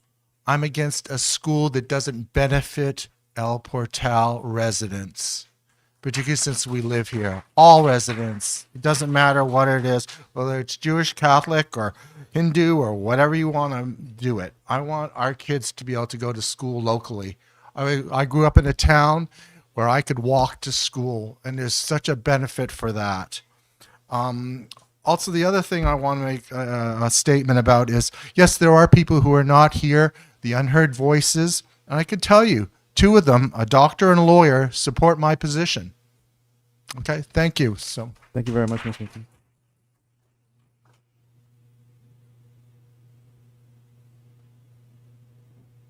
Hello, Elida, 12 Northeast, 90th Street. It's kind of interesting that I'm a little bit confused, like why this school project is so normalized as an idea to come to a residential neighborhood. It is a residential neighborhood. Our Z4 code was done specifically to cater to a residential neighborhood, not to cater to Miami as a city, but to a residential neighborhood. So I'm a little bit interested to know why you're so obsessed with the destruction of a residential neighborhood. There's very few left in Miami, very few left. And you can see how passionately Miami Shores protect their residential neighborhood. You could see what they actually, how much they oppose the Berry University expanding into their neighborhood, how much they are involved and how much they are united. And we're talking here as normalizing, oh, just allow a school of 350 students, let them drive through our homes. Please, let's open this because we're gonna make Miami a better city. You can make Miami a better city by allowing the residential neighborhoods be residential neighborhoods. We're here, we cater to this city, we work this city, we all of us, we have an impact on this city. It's not just like come in and go through our city and just do whatever you want. Now, going back, just drove today through Surfside, which is another neighborhood that has the infrastructure, that has the commercial area where you can have a drink or they have multi condos happening there. But again, the single residential area was completely not impacted by the traffic, by all of this nonsense that we are suggesting so casually to come to our neighborhood. Another one, Bay Harbor, 6,000 residents living there. They proposed a school there of 18 students. Did you know that? And they said no. And it was a lease term. It wasn't even actually a permanent school there. And to see my residents coming here and say, why you're against the school? No, I'm against someone running through my neighborhood, running through my street. It is a residential neighborhood every morning so they can get to the place where they need to go. That's what I'm against. And also, let's not talk about the tax impact that we'll have towards us. And I love the opinion that the lady said. If you love the school so much, then carry that bill that you want to put on someone that has been here long enough. So, another point that I had, how can you say that this is not impacting the residents? when this person is purchasing in every single corner of El Portal, in every single strategic corner of El Portal is purchasing here? How can you decently say to your neighbor that it's not going to impact my neighborhood? How can you say that? And then you wonder that why people are bullying you? But I want to turn back to, again, because I find it very interesting that this optic that is, that our village, a Z4 code zoning in our village is allowed for a school to happen. As far as I read, and as far as a bunch of professionals read, no educational institution is allowed to be built in a Z4. So why are you normalizing this idea to this developer to come here and say, like, I can build a school? That's what I don't understand. Who is changing the optics here? Why are you changing the optics? Why all of a sudden we change rules? Why? That's, and since we have here the building representative, I would like her to let us know. Can we build an educational system here, education institution here without special exceptions? We're going to get to all the answers a little bit later. We'll get to all the answers. So that takes me back to the question: why are we not having our staff members to be seated again, aligned with you to actually answer these questions? Why are we acting like? I think we have like 6 or 10 meetings confused. What can we build in El Portal? No, we are not allowed to build an education institution in El Portal. It's very clear in a Z4 zoning. It was specifically, I haven't lived here long enough, but I can guarantee you it was specifically, this Z4 was specifically built for residents of this neighborhood, not to collect everyone from Miami to come through our streets. So again, I would like every single council member to please make it very clear tonight. Can an educational institution be built in El Portal specific to Z4? Could you please reply to that question? What are your findings? What is the staff has suggested? And to add to that, can you please have every single staff member with building director, with the financial director, with the attorney, with the city manager, please have them on the stand to answer the questions directly to us as residents, like Miami Shores does, like Bay Harbor does. They don't have the council member answering, an attorney question. No, attorney should be answering. But we never hear from this, so please, can we switch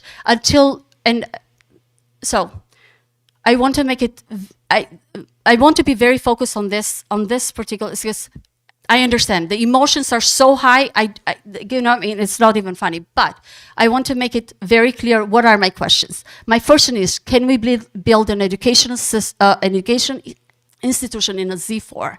I want a very clear answer. What is your understanding as a council member? The second question is, can we please have our staff members sitting and replying to us and answering the question directly to us?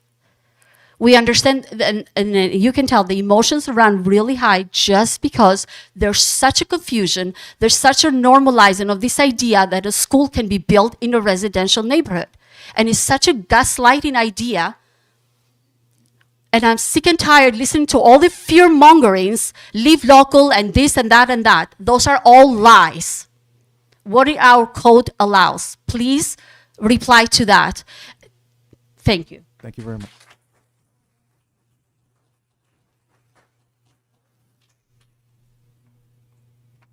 Hi, I'll keep it short and sweet. My name is Joni Gomes. I live at 269 Northwest 86th Street.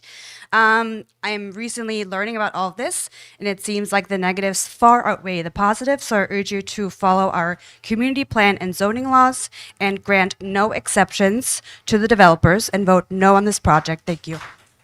Thank you.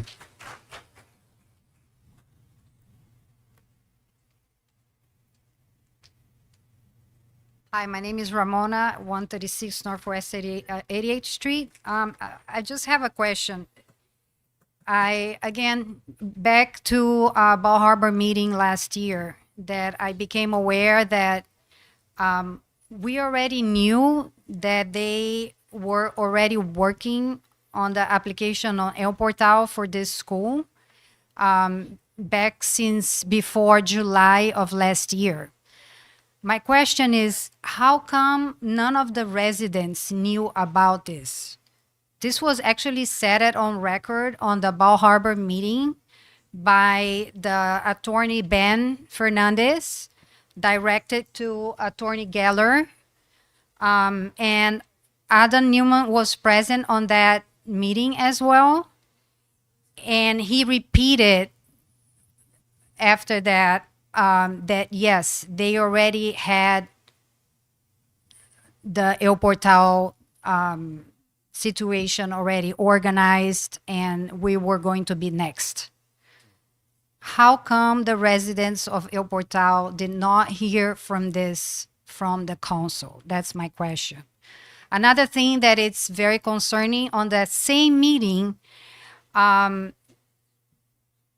developer, Aldo Newman, said that they were not going to take advantage of the religious exemption to not pay taxes. He said that for Bal Harbor, that they were going to pay taxes to their city. So how come they are not paying taxes to El Portal? That's my question. What did it change between Bal Harbor and El Portal? And how come this is being already arranged since last summer? And nobody was aware of it, at least not me. Thank you. Thank you.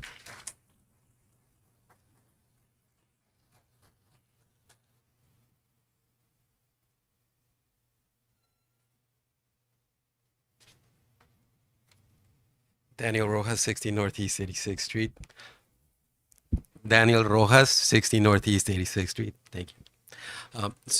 I just came back because I've heard this argument that a silent majority is for the school, and I was curious about it too.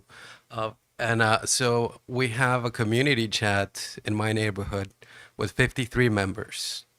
The chat had nothing to do with this project or anything. It wasn't created to be pro or against. It was to share information, to keep each other informed, keep each other safe, and it's been around for a long time. It's been very useful.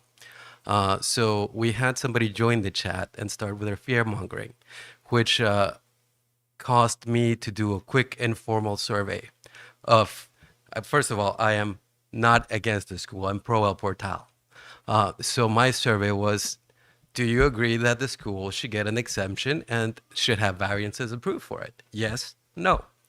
I got 17 responses total, which is 35% of the group. In a regular survey, that'd be a great turnout. And 95% of the people that responded said no. So I don't think it is a silent majority that's for the school. I think it's the very loud majority is against it, and for a reason. They're not against the project. We're pro El Portal. Thank you.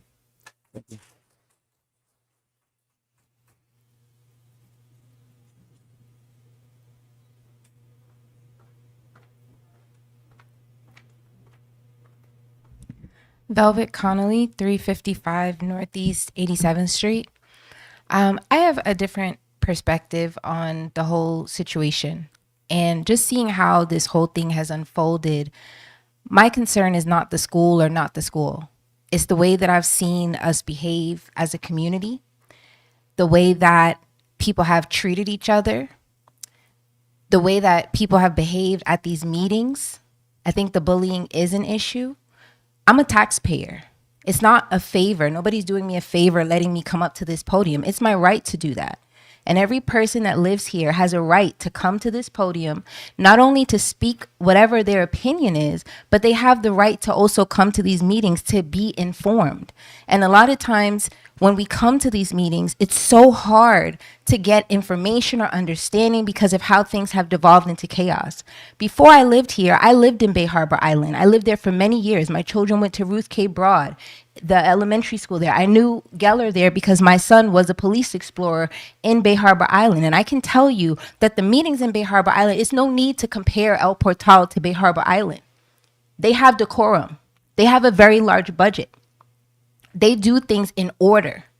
And a lot of the things that need to happen in this community are not going to happen until we bring order to this community and we start to treat it with seriousness. And that starts with our government, but it also starts with us as residents. Everybody has a role and an accountability here. I saw the meeting with Adam Newman, and I'm very clear that he presented himself the way he needed to present himself in front of a body who wouldn't accept anything less. He couldn't come there and run roughshod over Bay Harbor Island, and he knows that. But El Portal is a different story.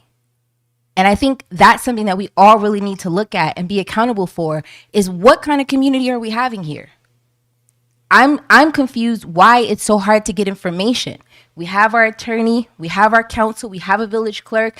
Every meeting, people come up here and mention a charrette, and then some people say, "Oh, but the charrette wasn't finalized. The charrette is only a suggestion. The charrette is legal, and it's the Bible of El Portal." Why is it so hard to get a definitive answer on, does the charrette matter or does it not matter?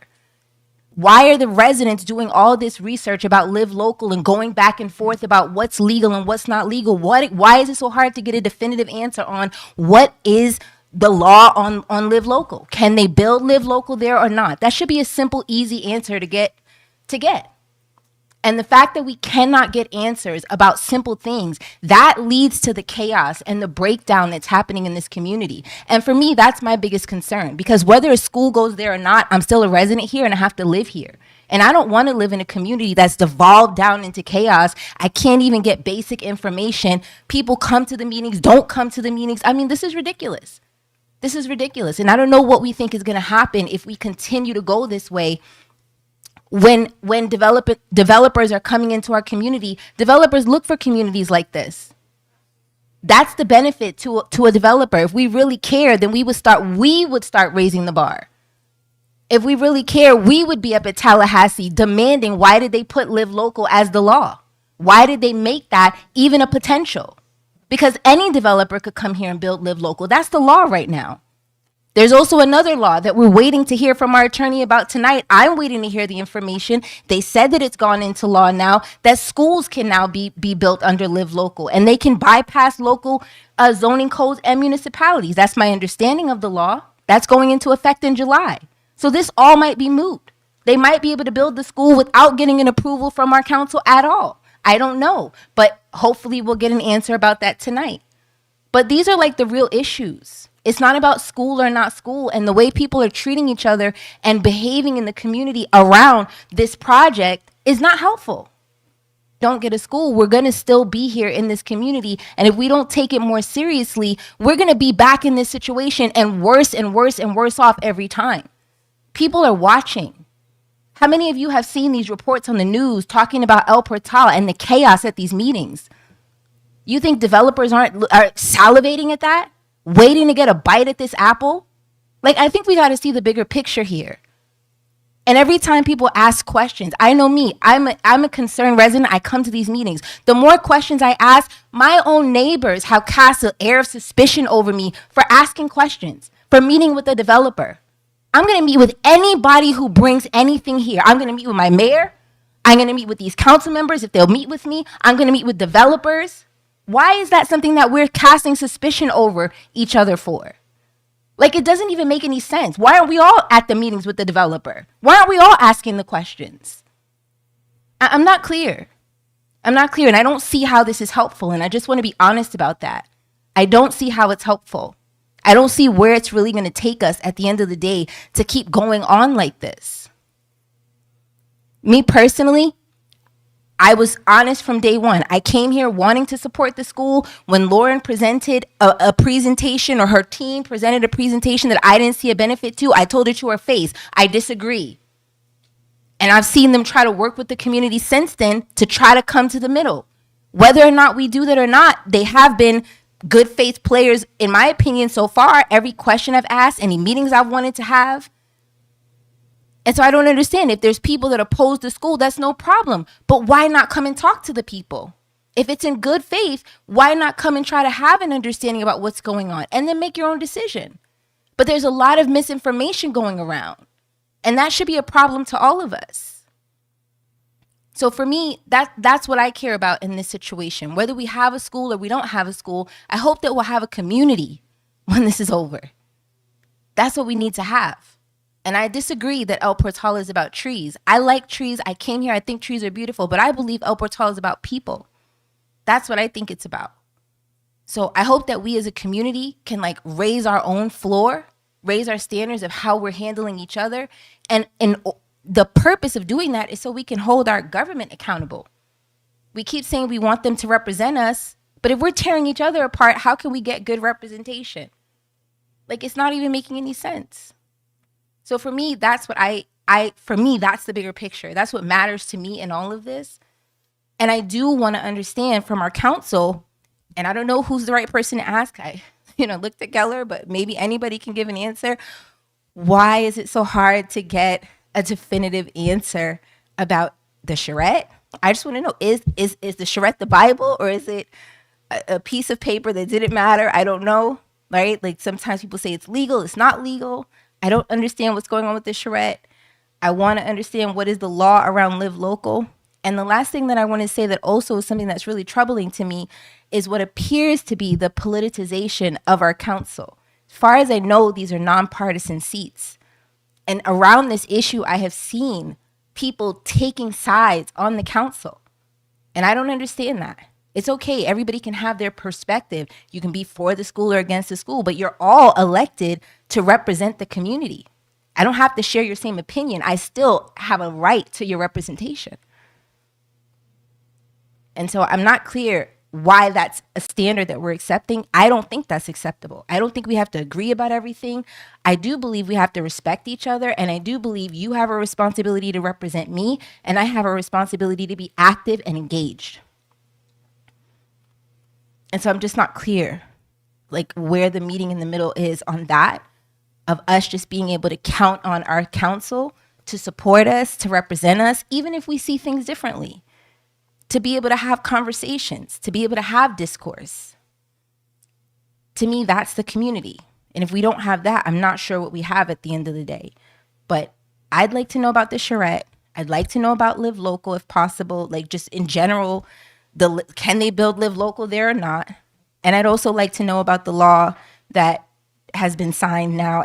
I believe, if I read it correctly, with the schools, can schools now bypass the council and zoning to build? Thank you. All right, thank you very much. Thank you, guys. Is that it for good and welfare?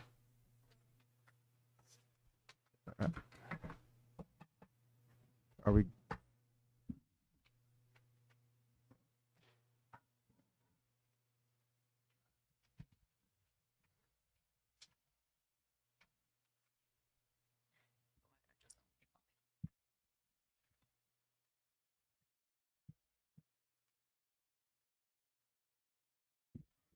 Hi, I'm George Alvarez at 165 Northwest 88th Street. I want to echo a couple of things that were said and perhaps nip and tuck at them a little bit.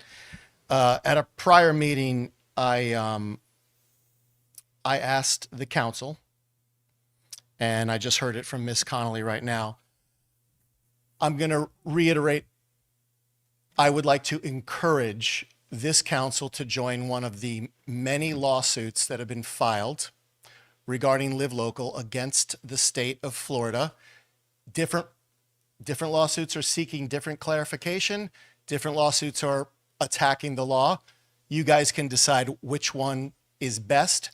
But I think that a community our size, currently of 2,300 residents, up until very recently, 1,900 residents, if a developer, one developer's investor group, owns, let's say, 10 buildings over in Little Farm. Let's say they are 50% Live Local. Let's say they are 80% Live Local. That means a 50% reduction or an 80% reduction in our tax base. Let's say that developer does the same thing with all the properties he's now purchased on Northeast 2nd Avenue. That is more buildings, more services needed for a greater population, with less of a tax base. So whatever the end result is, with all good intentions, I hope that you guys will resolve to ask of the village manager to see if that is doable, possible, and which lawsuits would be the ones advisable for us to be on. Because eventually we're looking at fiscal crisis if we don't have a proportional tax base. If we've got another 5,000, I heard 4,000, whatever, maybe it's less, maybe it's more, new residents living in apartments, they are going to require services. Those buildings, if they are live local, they will not be proportional. In a town this small, with currently its population as it is, and this will be similar in other towns too, which have smaller geographical footprints and or are underserved populations, they can be crushed by live local fiscally. Let's try to get ahead of that, and if we fail, we fail. But to not try seems to be kind of throwing in the towel before we even, really need to do that. Secondly, because the issue of taxation is not just live local and not just what Blaze and Goglia may be doing, it's a real issue. And we are seeing it right here. And I think this is some of the divisiveness that we are seeing, because there is information. So I would suggest that as much as we don't need certain levels of acrimony, some of that acrimony is happening because of a lack of transparency or a perceived lack of transparency. As I said before, I appreciate that the developer of Soulful came and gave 2 town halls on your request, for which I thank you all and I thank them. But compromise, schmompromise. We haven't seen any compromises from this developer. We've heard about a vague list of considerations, most of which I have come to know have existed since the fall. So to say that this developer has listened to us is really gilding the lily a little bit. Until there is a time when this developer is making tweaks, is making significant tweaks to their plan for a school, which right now is a too large square peg in a too small round hole, we cannot abide. We cannot abide a project of this impact. We can get a lot closer, but the way we get closer is that they move towards us, not just by, oh, first we were going to give you $25,000, now we're going to give you $100,000. Has anybody ever bought a used car here?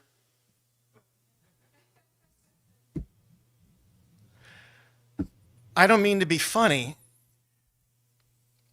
We're going to be dealing with development, some of which is going to be live local. We're going to be dealing with it on Northeast 2nd Avenue, whether it's at the former Raider site or whether it's the other sites that were purchased by this developer. Whether it's in the former Little Farm site, to what degree is really just the answer. So you know what? As much as I, and I'm sure a lot of people here, believe in the utmost 100% sanctity of property rights, society doesn't work like that. Because if I build a flammable cannon on my house, it impacts my neighbor. If I build a giant house that blocks the sunlight from your house, it impacts you. I would love to believe that I'm allowed to do that, but I would also love to believe that I would have the restraint to not do that to my neighbor. So what I have gathered from the information that has changed or not changed from December until now is that that restraint has not been shown. A few little crumbs have been thrown our way, but I don't believe it's worth it. I don't believe it's worth it. So I would encourage the council, again, to reject this current proposal. I would encourage the council to think about the tax implications of a building which I got to tell you guys, 42,000 square feet school, that's easily a $42 million valuation, which would normally be like close to $1 million in taxes. Right now, the current owner of what used to be called Raider pays more in taxes for rubble-strewn fields or for an old church than they're going to pay. So 100,000 is not anywhere near worth us even starting to listen to.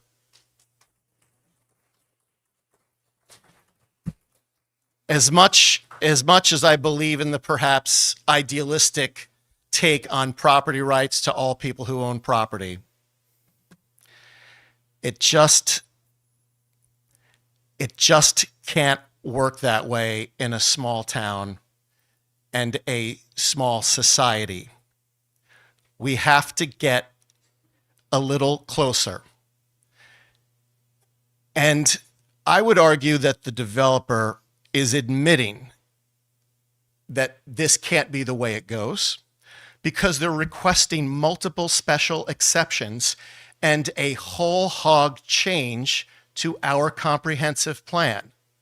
If that's not enough for all of us to say, hey, developers, we're not against your school, we're not against you, we are pro El Portal. You guys need to be pro El Portal. Also, please kindly reconsider your proposal to something that actually meets our current codes and laws. Thank you for indulging so much time in good and welfare. I appreciate you guys very much. Thank you very much. All right. Do we have any more good and welfare after Ms. Baza? No. After you. After you're good. After you. So after Ms. Baza, you guys, I'm going to close good and welfare. We do have an agenda, and we have two individuals for the agenda that have been sitting here. All right. I'm going to go to them. It should be fairly quick because this is the second reading for their two items. So we've already heard it. All right. So I'm going to do that for the individuals who are here. And then I'm going to come back and we're going to answer your questions. All right? Okay. Go ahead.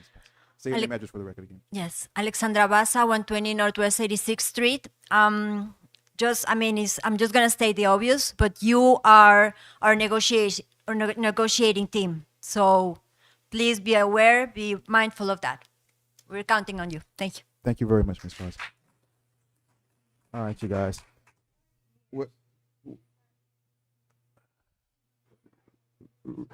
Real quick, Ms. Connolly. So George, I'm really glad. Where's George? Okay, hey George. So I'm really glad that you said that. My proposal regarding the school situation, I agree. I also think we should be asking for a lot more from the developers. From what I've heard so far that's gone out there, I've made that clear from the beginning. I don't think we're asking at the right level. I think there's a lot more that we can get. Again, that's if there is a school built. And my proposal is that everybody be a part of the conversation of what they would like from the developer in the event that the school is approved, so that we can have a strong negotiation base. The school may not be approved, and that's totally fine. If the school is not approved, then it doesn't matter. But I would implore everyone to not be a part of the conversation just because you don't want to see the school. Even if you don't want to see the school, be a part of the conversation of, if the school is approved, this is what we want to see. That's what I think is going to ultimately be in the best interest of the community. All voices being heard and considered, us coming up with a package that everybody is amenable to, if that ends up being the case. And if it's not the case, no problem. There's no school. But if there is a school, be a part of the conversation of what we can present as a strong, unified community of what we want to see in that agreement. That would be my proposal on that. Thank you, Mayor. Thank you very much. All right, you guys. We're going to close good and welfare for now. For the consent agenda, do I have a motion to approve? Moved by Councilperson Lightfoot Ward. Do I have a second? Second. Second by Vice Mayor Martin. All in favor say aye. Aye. All opposed say nay. Hearing none. Where did Geller go? Clerk Jacoby. All right, so for G1, first of all, we need to swear everyone in, and then he needs to read it into the record. Mr. Manager, do you have a report, or is your report or anything you want to say really quickly? I'm gonna go to reports right now. You're good. Okay, everybody sees my report there. This is village attorney report, but that's my report. That's there. Clerk Jacoby, H2. It's under village attorney reports, but that's my report there. Yeah, we're good. And then we'll see if a village attorney has any reports when he comes out. All right, Attorney Geller, we're at the place right now where we're doing the second reading for the garage enclosure, the 2 residential properties, and the site plan. So we need to swear in whoever's going to speak, and then we need you to read G1 into the record for us, please. Be providing testimony on either of these items. Please stand and raise your right hand. Anybody who's going to be talking about 2 agenda items, please stand and raise your right hand. If you're not sure, but you think you might, please stand and raise your right hand. Okay. Repeat after me, please. I state your name. Do hereby solemnly swear that the testimony I will give tonight will be the truth, the whole truth, and nothing but the truth. So help me God, or you may take an affirmation. Witnesses sworn. Thank you very much. Do you have G1 in front of you, Attorney Geller, so we can read that into the record, please? Yes.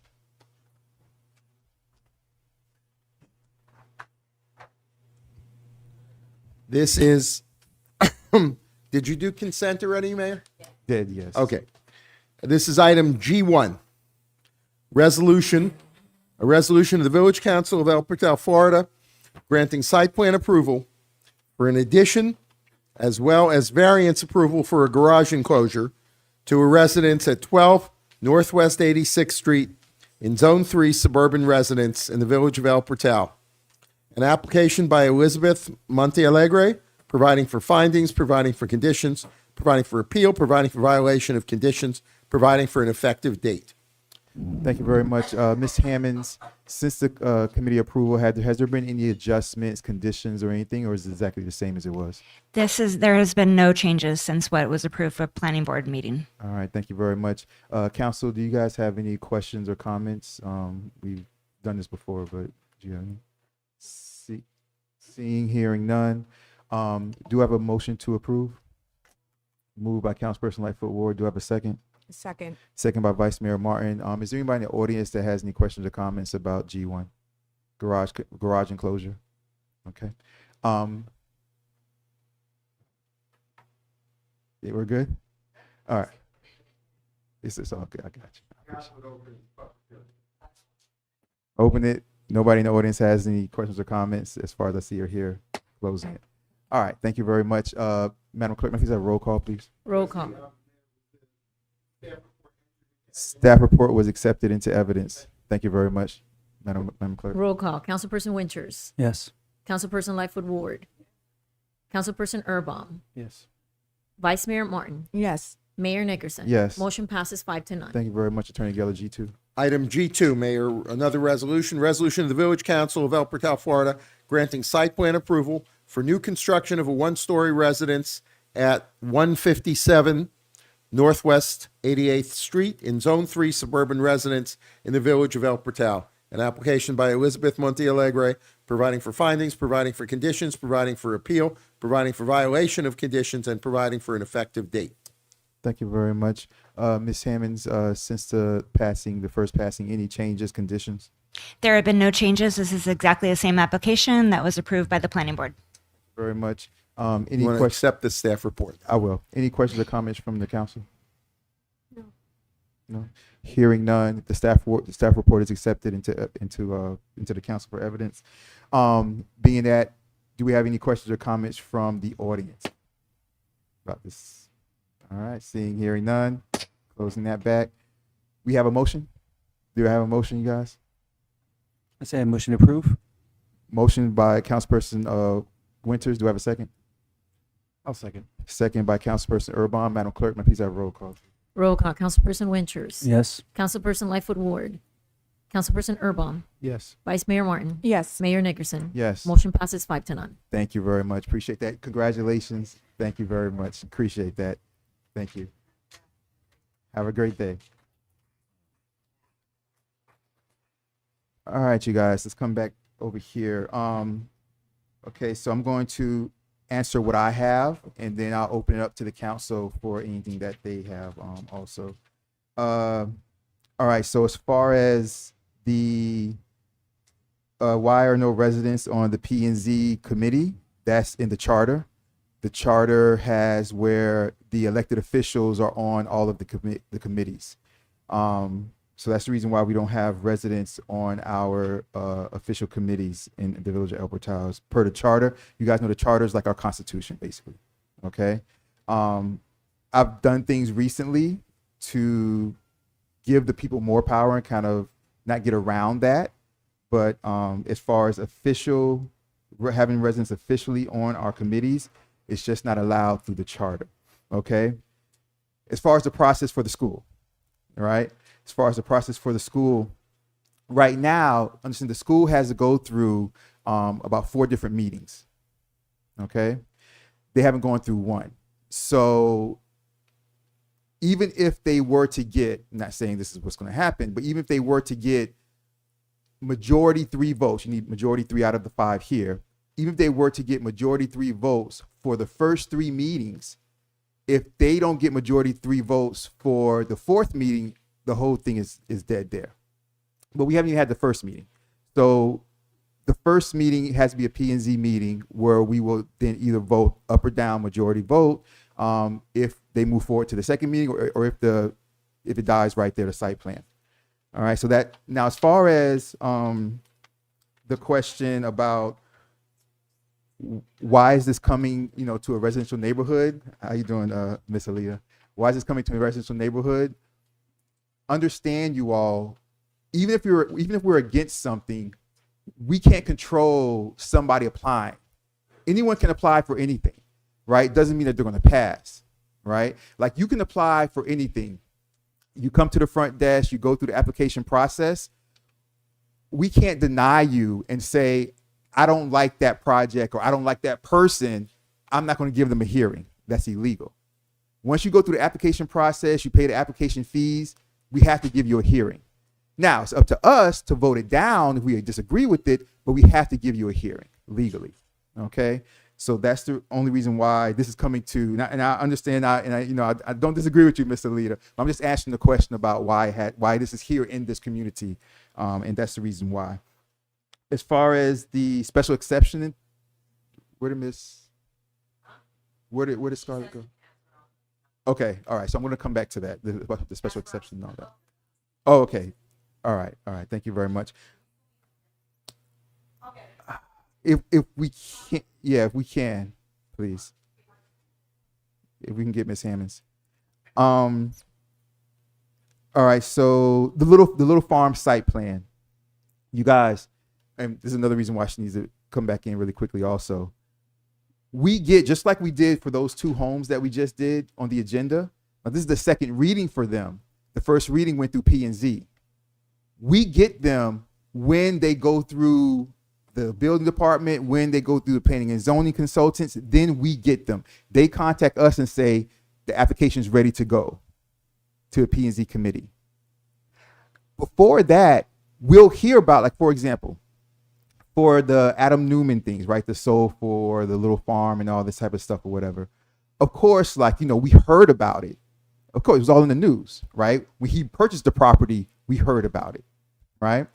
But because somebody purchases the property and because we hear about it, doesn't mean we're not in on their development meetings at their offices, wherever they are.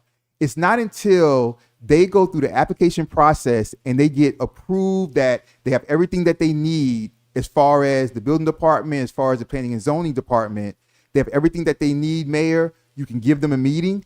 Then we start to get their information. So it's not until they go through that. So the idea of where's the little farm site plan or what's the little farm, the only reason why I even, have heard like, oh, they're going to be, 2,000 residents or 1,500 or 2,500, that's through the media. That's from the articles that I read, right? But we don't have any inside information until it goes through that process and then we get the information. Okay, so that's where it is with that. As far as Mr. Rojas, you guys, is there anyone up here again with a conflict of interest?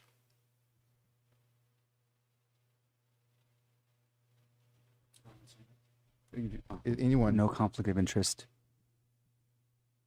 Yeah, okay. I have no. I don't have one. The next thing, I know that Attorney Geller, as far as I know, Mr. Dreher brought up about a mediator or negotiator. I know that Attorney Geller, in your law firm, you have many individuals who are experts at this, and so we'll be talking to you. We mentioned it before, but we'll be pushing more for that to get some expertise when it comes to something like this. Okay, because we do have your law firm, Greenspoon Martyr. As far as Mr. Ramona, I don't know if she's still here or not. No, I don't think she's here anymore. But for her, I agree with her about the traffic.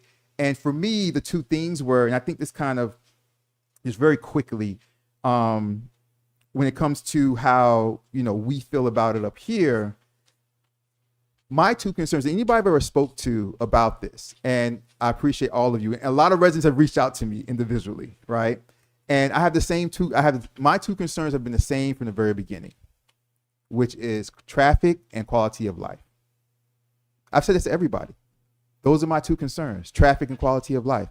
I mean, I remember early on, right, when this first came to us, I remember I asked them, I suggested to them, I said, well, you guys, why don't you, because remember at first they wanted to put the parking lot on 90th Street, right, in Northeast 2nd. And I said, well, why don't you guys purchase, don't disrespect them, but you guys have the money, you guys could probably overpay. I said, your school's on 87th right there. If you just go south right over the bridge on the northbound side of the street, there's a slew of businesses that are right there. And even like they have some apartments in the background that look half abandoned. I said, if you put your parking there, you can shuttle the people right over the little hump to the school right there, and you don't even have to bother the inside of El Portal. They didn't do it. But that was my suggestion. I think they could have got that property. They still can get that property at a pretty decent price. It's falling apart over there, And so my two things have always been traffic and quality of life. Now, that being said, as far as being for the school or being against the school, the only way that I would give the school a yes vote is if they gave us contingencies that were worth what I feel is the quality of life depletion, or they give me an answer for the quality of life depletion that I see. If I feel like we don't get the contingencies, which I don't think we're anywhere there, right? If I feel like we don't get the contingencies of the improvements to our community, well, then they don't get a yes vote for me. If I feel like I don't have a good solution for traffic and quality of life, well, then they don't get a yes vote for me. And I've said that from the very beginning. My two situations with them is the traffic, increased traffic on our residential streets, and how that would affect our quality of life. And those are my two things. As far as, and that also answers, that's Ms. Ramona, but that also answers Ms. Roberts. How you doing, Karen? Been back. Okay, so all right, so I answered that with the same answer, because Ms. Ramona also asked why didn't we get the site plan why did we get the site plan when we got it? And that's the same reason why a little farm, we don't get it until it goes through the process, right? So even though they said, I guess Adam Newman or whoever said in the meeting in Bal Harbor that they started the process or whatever last summer, we didn't get it until going into, what was that, October or November, December, around that time. No. I'm saying the Bay Harbor meeting was in the summer or whatever, June, July, but we didn't get their site plan for the school until the fall. And that's when we first saw it. That's when we got it. Okay. And that's when we received it. As far as taxes, you guys, I'm with everybody when it comes to the problem of them paying no taxes. Now, I did in December during the holidays, and a lot of you guys have got this, and I did send out what for me was the beginning of negotiations for conditions that I wanted them to do for us. And the very first one, and this was sent out, I sent this out to the developers Monday, December 29th. I sent it to Lauren, their attorney, Ben Fernandez, Joseph Geller's on it, the village manager is on it, Clerk Jacoby, and myself. I said, good afternoon, all. I hope your holidays are going well.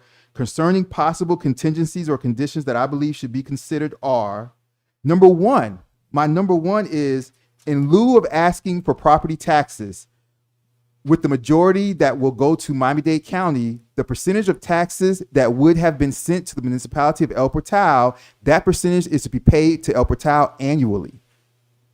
Whatever that tax would be, if it's $200,000, if it's $900,000, if it's $400,000, and property taxes, they fluctuate over time. So I don't even want it at a set amount.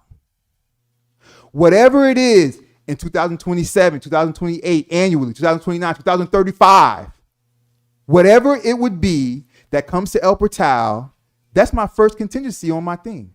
I sent this back in December to them. On this paper, I have 10 contingencies. That's just number one. So, and that goes back to kind of what I was saying before. If I feel like they're not giving us enough, if I feel like they're not meeting contingencies that we should have, then my vote is no. So I think that's a huge deal because a lot of the tax situation got brought up a lot. That's my number one. You give us the full taxes that come to El Portal every single year, annually, whatever level it is. And I don't want to lock us into 100,000, which I think is too low anyway, or 500,000 or whatever it is, because property taxes fluctuate. So that's where I am as far as my voting and things like that. Ms. Serrano, property taxes. So we spoke about that also. So Ms. Serrano had a great point about individuals, which came up again later, individuals like us kind of paying for their impact that they bring to our community, which is a great idea. There's even a bigger discussion with that, and I think that I'm going to put together, because this is going to be really, really big. I think I've been planning on putting together in the next couple of months going into the summer, like a town hall about this. A lot of you guys have probably heard about the property tax situation in Tallahassee. That is humongous. Like that will affect everything. And, you know, I know it's going to pass through the legislation, most likely. I'm pretty sure. And Governor DeSantis, it doesn't even have to go to him. It goes to the voters through referendum. Okay. And for those who are trying to get rid of property tax, their argument is very simple. And it's going to be very, very appealing to a lot of voters in the next election. Because their argument is, I mean, we've known for a long time, we've heard these catchphrases. Government is wasteful spending. Right? We've heard that for decades. Government is bureaucracy. Why should you give your money to the government? You know what to do with your money better than the government knows what to do with your money. So this may pass the next election because it's appealing to voters. We're going to have a huge issue. Now, some of you may know I'm currently the president of Miami-Dade County, and there's ways that I've been in discussion to start to fix this and get around this. And that's why I'm going to have the town hall to talk about all our options. Okay, that's in the future. But yes, that's very, very important, Ms. Serrano, which is property tax and us, you know, their impact on us and how that would affect us paying taxes on their impact to our community. That's very, very important. As far as changing code for the developers, I understand, and I'm not saying that you guys are wrong in the sentiment, what you're saying, but just like officially, we wouldn't be changing the code. They're asking for special exceptions, like variances. So it wouldn't be a permanent change to the code, but it would be precedent It would be precedent still. So even though it's not, I'm just trying to get the official language, right? Even though it's not an official change to the code to where like we change it forever, it would be a precedent because if we vote them through with a variance or a special exception that they're asking for, well then yes, of course. Who's to stop us from voting, for not voting for the next person that comes in, next developer? Now, I will say though that a variance and the purpose of a variance is to look at that individual case, right? So if you want to do a variance for a garage conversion at your home and we approve it, it doesn't necessarily mean that another garage conversion for another home we have to approve. That's the purpose for a variance. But especially with developers who have deep pockets, they can, maybe a resident won't think it's worth their time to sue the village for a garage conversion variance that we didn't approve when somebody else in the garage conversion got approved before a developer with deep pockets. They have the money and time to sue. So I do understand that sentiment, and I agree with that also. Miss Mara, oh, the only thing I said, Miss Mara, I don't know if she's still here. Only thing I said to her is, because she said that she was for the school, but she said that she sent all of us an email. I looked while she was here, and I just wanted to apologize for her for missing her email. She did send me an email a couple weeks ago. Ms. Baza, yes, again, I agree with you when it comes to quality of life. And those things have to, like I said, those contingencies, those have to, as you said when you came up here, the last thing that you said, Ms. Baza, you said, you guys are counting on us to not only represent the village of El Portal, but to do what's right for our community. And that does take place in the negotiations for this. And like I said, if I feel like we don't get enough, my vote would be no for that. Mr. Pace again spoke about the precedent with the code. I covered that. Ms. Edelman, okay, Geller, this is your time up. Ms. Edelman, this is for the Live Local Act. So you have two bills. You had the HB, which was the House Bill 833, and that was brought to my attention. And then you have Senate Bill 182, and it seems like House Bill 833, which is the House, but the Senate is the higher, the higher office. The House Bill 833, I think that language was put into Senate Bill 182. I don't know if you had a chance to look it up while you've been over there, or if you know about it. Attorney Geller, the floor is yours on those two.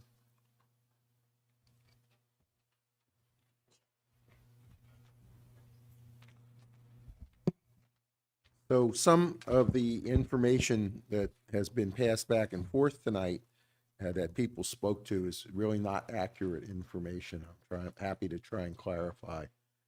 But I do, was it Ms. Edelman, I think that you asked about, and some other people also asked about that.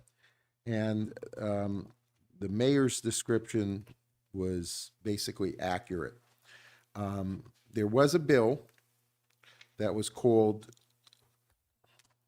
open it here, sorry, House Bill 833. That bill, which was specifically about where private schools could locate and under what conditions. That bill did not pass, but language from that bill was amended onto Senate Bill 182. Senate Bill 182 is a very large bill. It's not just about this topic. It's what they called the Education Train Bill because it had so many other different things in it. It had to do with not only when and where private schools could be, but it had to do with everything from charter school dismissal requirements, changes in the voucher system. It's a bill that requires elementary school students to be taught cursive writing. It's a bill that requires pictures of President Washington and President Lincoln to be posted in all public schools. It is a bill that has to do with a teacher training and mentoring program. And onto that bill, they put some provisions from the House bill. The Senate bill, while the House bill did not pass, the Senate bill with that language did pass. And that bill has been what's called enrolled and engrossed. I'm sorry, backwards. Engrossed and then enrolled, which means it's eligible for signature by the governor.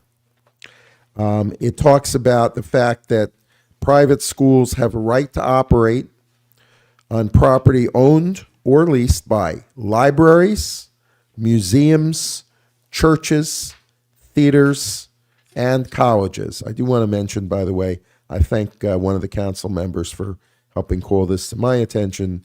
There are many hundreds of bills, and I don't necessarily follow each of them, as I used to when I was serving in the House for 8 years. Private schools, under this bill, can operate without rezoning, without obtaining any special exception or any land use change, and even without complying with mitigation requirements or conditions.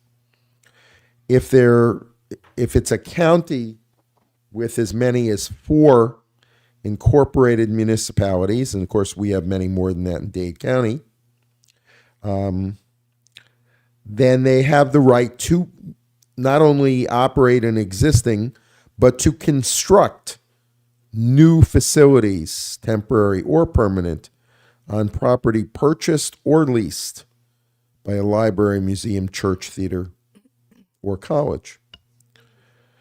If the school has 150 or more students, or is located within an unincorporated area, so that would not apply to us, they can use and occupy it in a commercial or mixed use zoning without rezoning or obtaining a special exception or a land use change, and again, without complying with mitigation. The one thing reserved to local governments is that they can require traffic and pedestrian safety mitigation, but that has to do only with the additional burden that's put by the school. However, there's a pretty big loophole there. Instead of complying with the local government requirements, private schools may instead provide their own traffic study from somebody suitably credentialed to do that, to show the school will not cause a disproportionate impact. And they are also permitted for schools of 150 or fewer can occupy existing daycare, assembly, mercantile, or business occupancy, as long as it meets the Florida Fire Prevention Code. Now, please understand, because I've heard, again, some misinformation. This bill is not the law. This was passed by both houses of the legislature, but it is subject to being signed or vetoed by the governor. I happen not to be a big fan of this governor. That's personal. But every once in a while, he gets something right, almost by accident, I think. Someone said, and I don't remember, I don't think that one was Miss Connolly, but maybe I'm wrong, about, well, where are you in Tallahassee? And that takes us back just to live local as well. I happen to have served in the legislature. I understand the purpose of live local. People can't afford to live, and it's to try to make more affordable or workforce housing available, because we do have a problem, but that doesn't mean that this is the right solution. The Florida legislature has a history over the last 10 or 15, maybe 20 years of taking power away from local government. And they have the ability under our system of laws to do that. So when you say what the law is in El Portal, what our code provides, understand that our code can be preempted by the state legislature. And that's what Live Local is, taking away power from local government. Because in some cases, frankly, there were some local governments that abused their power and wouldn't approve anything, not in my backyard stuff, that would allow people to have homes that could be affordable. But that still doesn't make this the right solution. I happen personally to have fought those laws, but they pass overwhelmingly.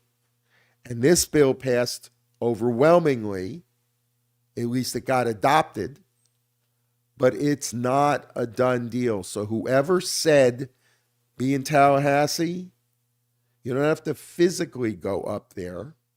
This bill, again, Senate Bill 182, get everyone you know to write the governor, to email, to call, and ask that this bill get vetoed.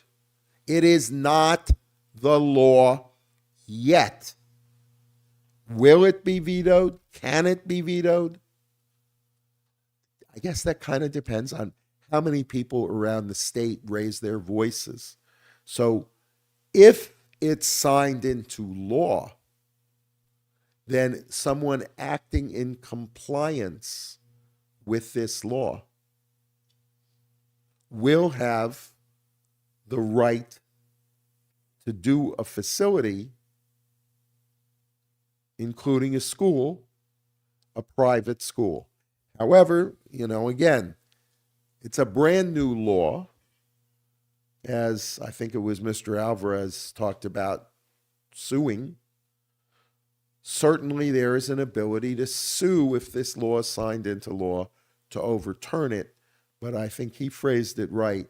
That's not something this little village with this little budget can afford to do, but the suggestion that he made that we can look for other lawsuits to join where some bigger city with deeper pockets is already bringing a lawsuit and look to join in it at, theoretically, we would only do it if it was a very significantly reduced expense. That's a possibility. And because this is a new law, we could try to say, well, but this isn't really a mixed-use neighborhood, although I, to some degree, defer to our planning consultant. I mean, as you heard, it is across the street from what is not a residential property, which is the school for children that exists directly across, and we heard from one of the owners. So to say this is a purely residential neighborhood, not necessarily something that would be successful for us. All of that is a way of saying that if this is signed into law as of July 1st, the landscape may change. It is not only what our local code says. State law preempts, and frankly, for some circumstances, federal law preempts state law as well. And if I might, Mayor, just one other question that was asked very quickly.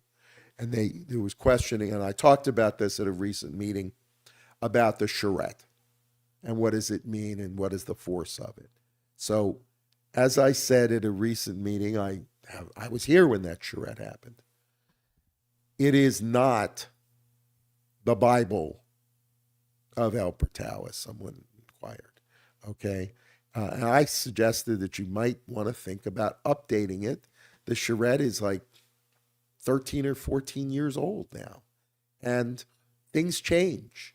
Even though this village has changed less in the years that I've been here, and I've been here a long time, there are these changes in state law, including not just this new Senate Bill 182, but Live Local.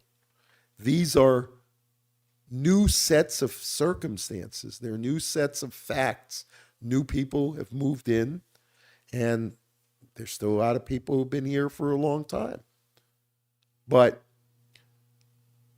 the charrette is intended, it got a lot of buy-in, a lot of people from the community, but it does not have mandatory force of law. It is a guide. It is a guideline.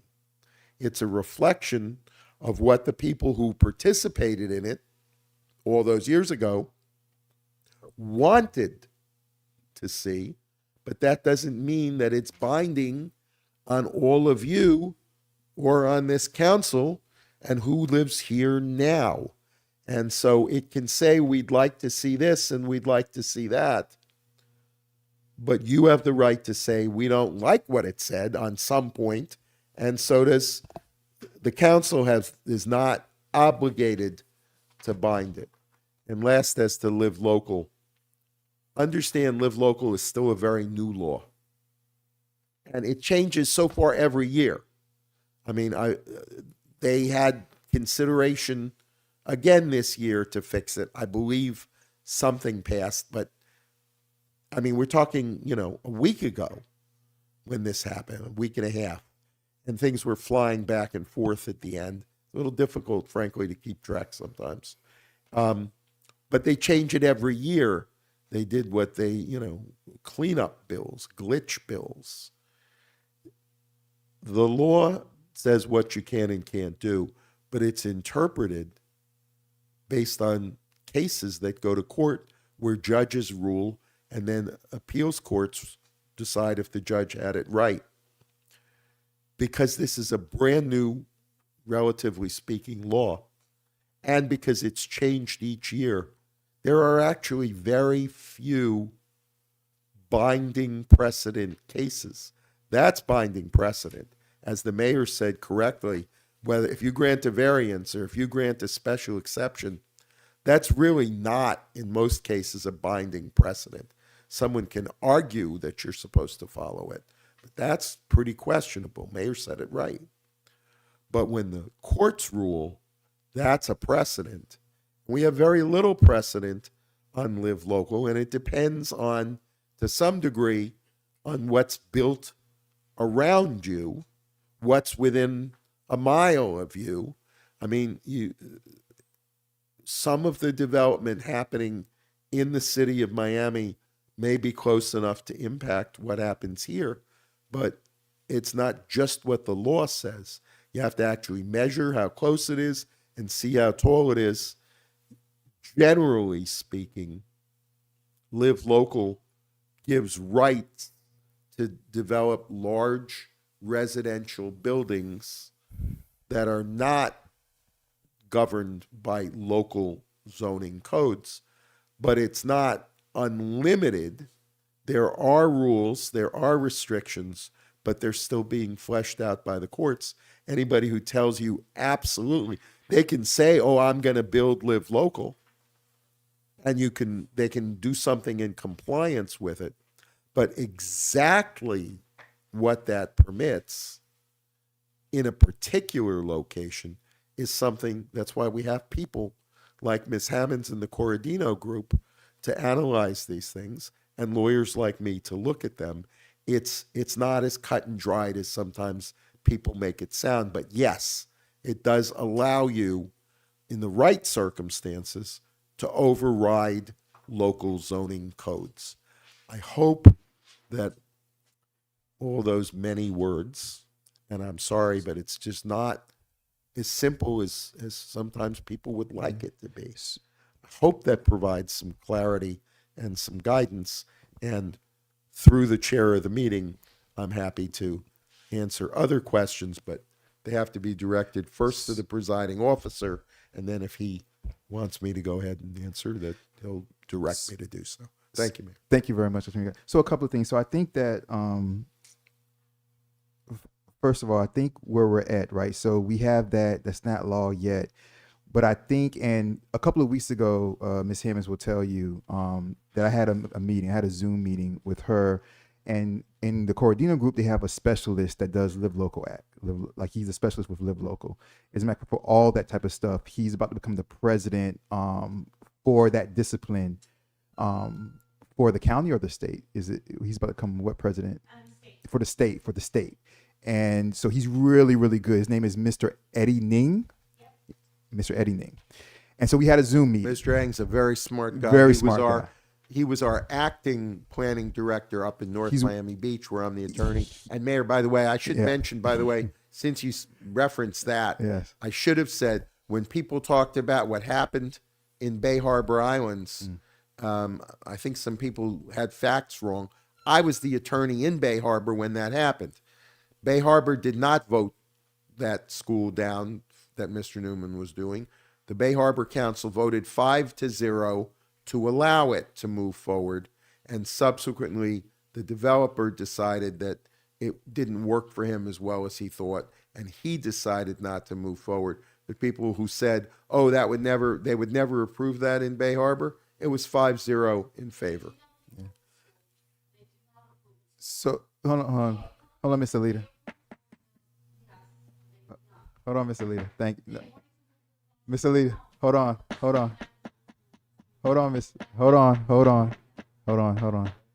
Thank you. I appreciate. Hold on, Attorney Geller. Let's not. Hold on, you guys. Hold on. We just can't have talking across like that, you guys. All right. I appreciate the passion. All right. So, but I think the question is, and like I was saying, you know, I had that meeting with Mr. Ning, and since then, no, I understood what you were saying, Mr. Leader, and I understood your sentiment around it. I understand. No, I understand. No, this. No, Mr. Leader, I understand. I understand. I understand. Let me get through this. I understand. No, let me get through this. All right. So I've had that meeting with Mr. Ning, with Ms. Hammonds, and so from that, what I'm trying to do, and I'm going to be honest with you guys. What I'm trying to decide is how I want to go about doing this, because I'm either going to bring him on like a webinar type of thing where everybody can kind of listen to what he's saying, and maybe like I can be the conversation with him, or I'm going to bring him to like a virtual town hall. But I don't know how that's going to go, because we could be there till 3 a.m, or I might bring him to an in-person one, or I might try to divide it up like with the sections, like a town hall with like, this section between, Northeast 4th and Northeast 2nd, and then another town hall between Northeast 2nd and North Miami Avenue, and another town hall between, North Miami, so that it's not, so we can get a lot of the conversation out, because he's really good and he can answer all, like, put it this way, I was asking him questions right and left, and we were on for an hour. Like, I was like, what about this? And what about this? And what about, but he really explained, and what I was going to get to with Attorney Geller, he really explained what we have to look forward to and what our options are right now when it comes to Live Local. And I think that's a lot of the confusion that's going around, which is because some people are like, they can do it, they can't do it, 6 floors, 3 floors, like, it's all over the place. And he was really able, and this is without him diving deep in our code. He was like, well, look, is this, is that, is this, is that. And he was like, give me a couple of weeks to dive deep into like your code and things like that. He was like, I'll have it down to like the science of it. But even with him not even diving deep, like he had answers about parking, about all type of like intricacies that we're not even thinking about. So he's really good. And so I'm going to do one of those 2 things. I'm kind of like formulating it within my mind, but that's going to be coming up soon also when it comes to that. Ms. Alita, I understood exactly what you were saying. Attorney Geller, it's difficult for me to, when I wasn't there, right? It's difficult for me to kind of say one person is right, one person is wrong. Whether who was correct or who was incorrect, I know that your sentiment of what you were saying, whether your sentiment and you were correct, I still feel the sentiment. If it was your sentiment and if the details were off a little bit, I still understand exactly what you're saying, and I agree with you either way. All right, but I understand what you're saying. To her point, before Ms. Hammonds, before you leave, if you can maybe start out, and then maybe we can have Attorney Geller jump in. One of the large questions that Mr. Lita had was the special exception. can a school be built there? So by right and on Northeast 2nd and 87th Street, by right, Ms. Hammond, you might want to come to the microphone. Can a school be built there by right, or do they need an exception? Yes. The easy answer is yes. It's by right, but with a special exception. So the special exception is not to say is a use permitted or not. It's just to say how does this particular use fit into this exact area. So what we do as planners, and working with the community, working with you guys, we just kind of go into, okay, exactly what is this use, how will it impact this exact location, but it is absolutely allowed by right.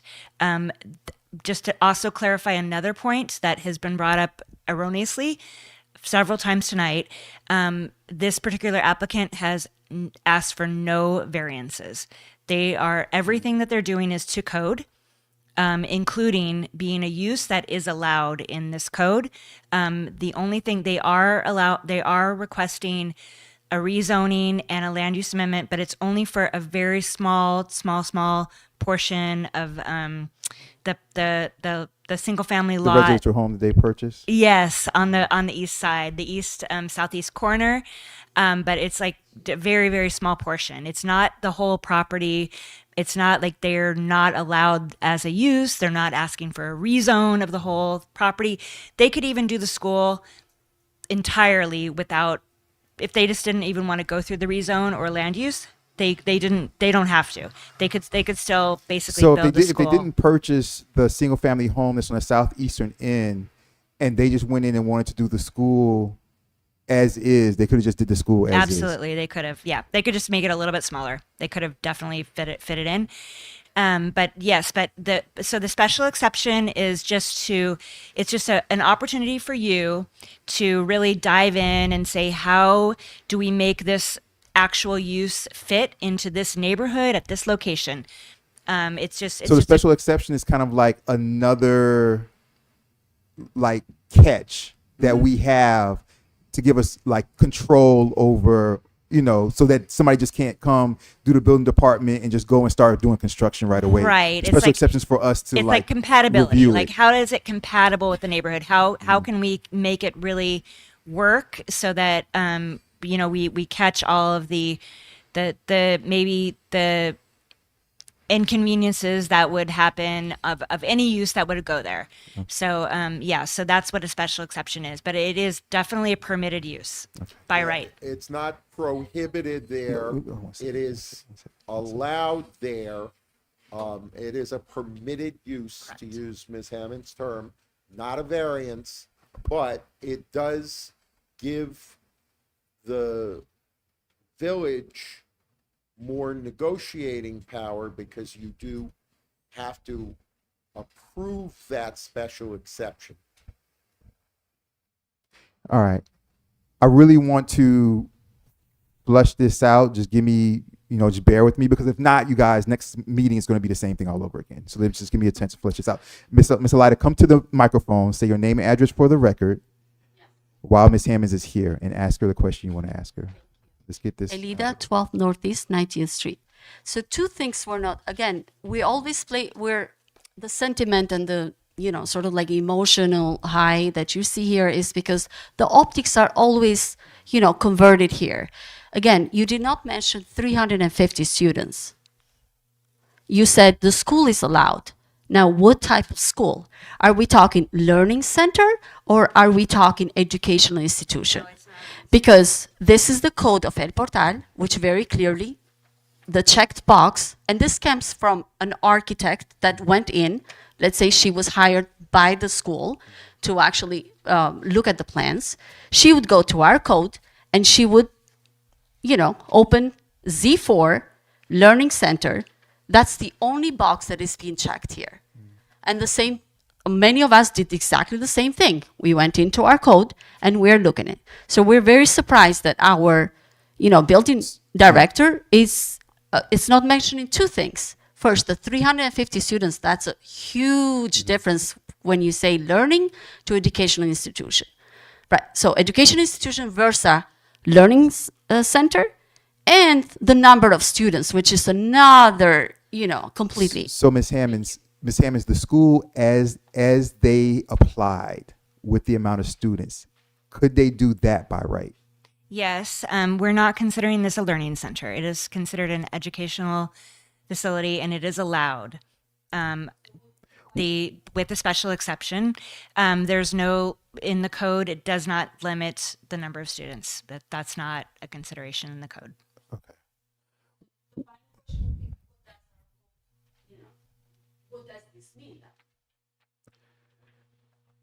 Come to the. This screenshot was taken by our code. Yeah. So what does this mean? Do me a favor. Do me a favor, Ms. It says here G, educational, childcare with special exception, college university with special exception in Z5. I'm sorry, Z5 and C. Elementary school could be in Z4, Z5, and C with special exception. Middle, high school could be in Z4, Z5, and C with special exception. Preschool could be in Z4 with special exception and Z5 without special exception. Learning center could be Z4, Z5, C without special exception. So, I mean, it's very clear. So that's why we are very surprised. Yes. Confused and surprised. Absolutely. Let me do this. Let me. What section of the code is that? Do you have, or can you send that to me when you get a chance? Yeah, or absolutely. Can you send that to me? Send it to me.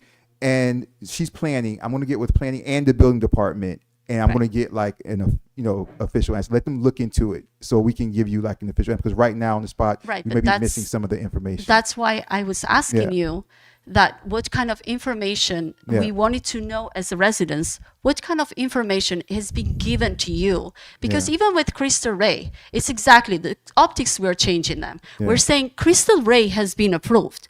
From whom? From PNC. So they just receive the plan and they send it to you? Are they giving you a thorough research? Are they giving you the law? Are they giving you the details that you need to Yeah. make your decision? Or are they just simply saying, like, here's the school plan and go ahead and apply and add the special exception and then approve it?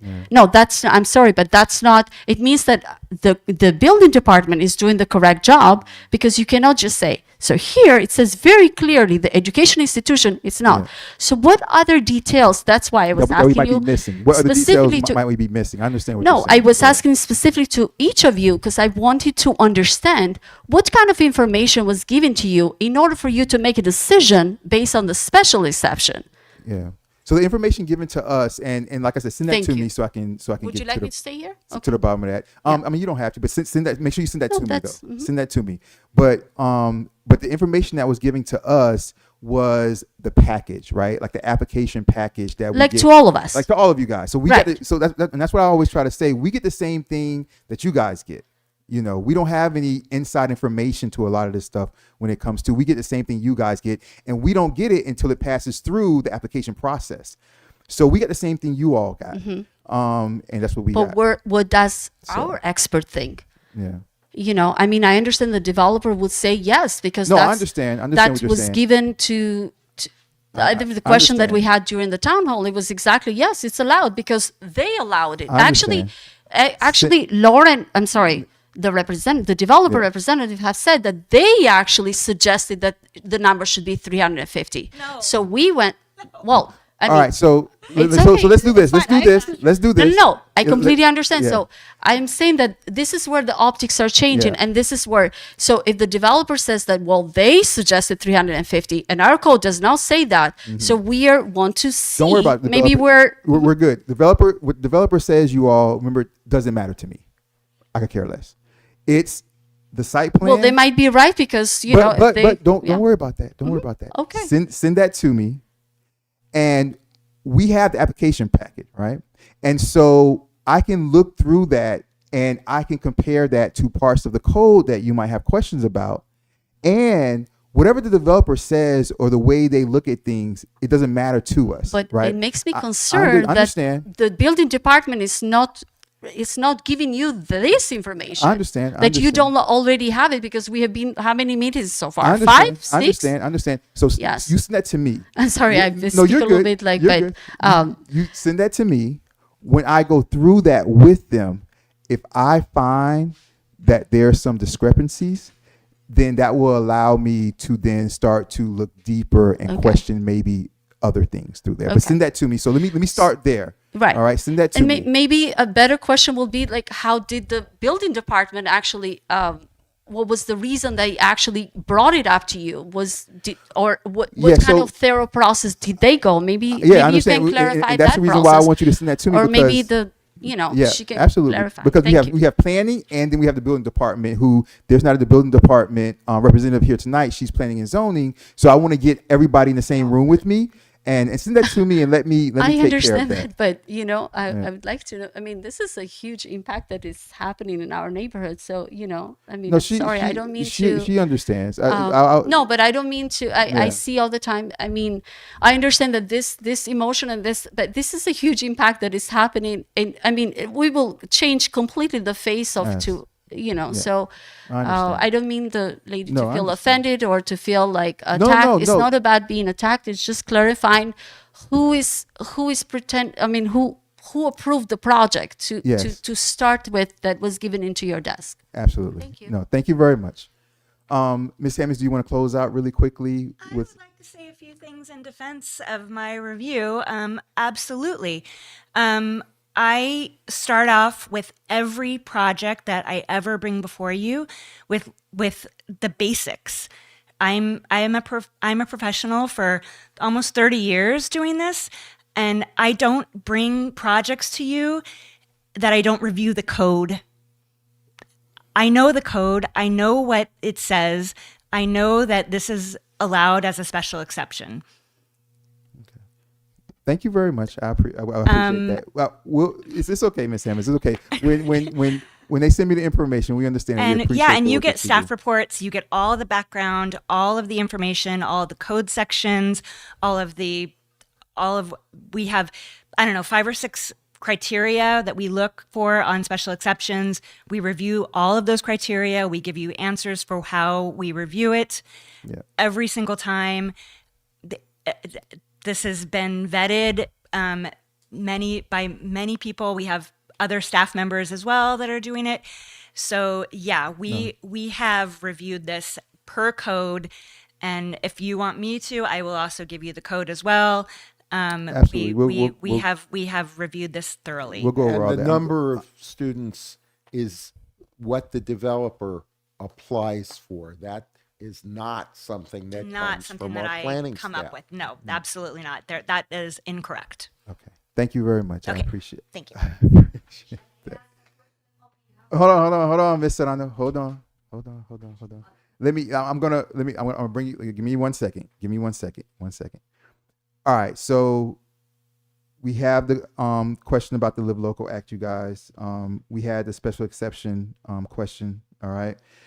I'm just gonna wrap this up. Then I'm gonna bring up Miss Serrano, and then I'm gonna go to if you guys have anything you guys want to say. So, Mr. McKenzie, I'm in full agreement with you. As a matter of fact, I've told them that they should do another traffic study, and they should do it when the time is the time and the time of the week and the time of the month really reflects what you were bringing up and what we go through. And so that's one thing I'm really kind of waiting for them on is another traffic study for that, because like I said, traffic and quality of life is big. Miss Chantel, you're absolutely correct. Every time you get up and you speak, I agree with you 100%. And yes, we definitely represent the residents of El Portal and the best interests. And which is why if I feel like things are not in the best interest of our community, then I don't give it a yes vote. So I agree with you 100%, Ms. Chantel. You're always on point. Thank you for coming to us from the gym. We appreciate everything you had to say. We appreciate you. And we know there's many on both sides. There's many people. I've gotten many phone calls. I've talked to people in Publix who have stopped me. I'm like, man, I got to stop going to Publix on Saturday at like 12 noon. Maybe I should wait till 9:30 p.m. But I've gotten stopped at Publix many times for people that are for it and people that are against it. And this is very important, you all. And and I'm almost at the end of these questions, but this is very important because I've told a few residents that I feel like what we're dealing with right now in El Portal is, and even in South Florida and in Miami-Dade County especially, is that we're like at like the place where we could either go this way or this way. And that's with a lot of things happening in Miami-Dade County. A few weeks ago, myself and Mayor Levine Cava, we organized a press conference for the urban development boundary, because there's a lot of people in the county, they're trying to the county commissioners, the urban development boundary is a line, it's an invisible line, and everything east of the line you can develop, urban development. Everything west of the line is considered the Everglades, okay? There's a big movement now, and a lot of county commissioners that want to take that urban development line and they want to move it west into the Everglades so that people can start to build on there. And, you know, I don't have any beef with them, but the individual that's financing that is Lennar, the developer, the home developer, Lennar, and paying a lot of money for that. And so rambunctious that even before that's being done, Lennar is buying up land west of the urban development boundary, just assuming that eventually one day it's going to move.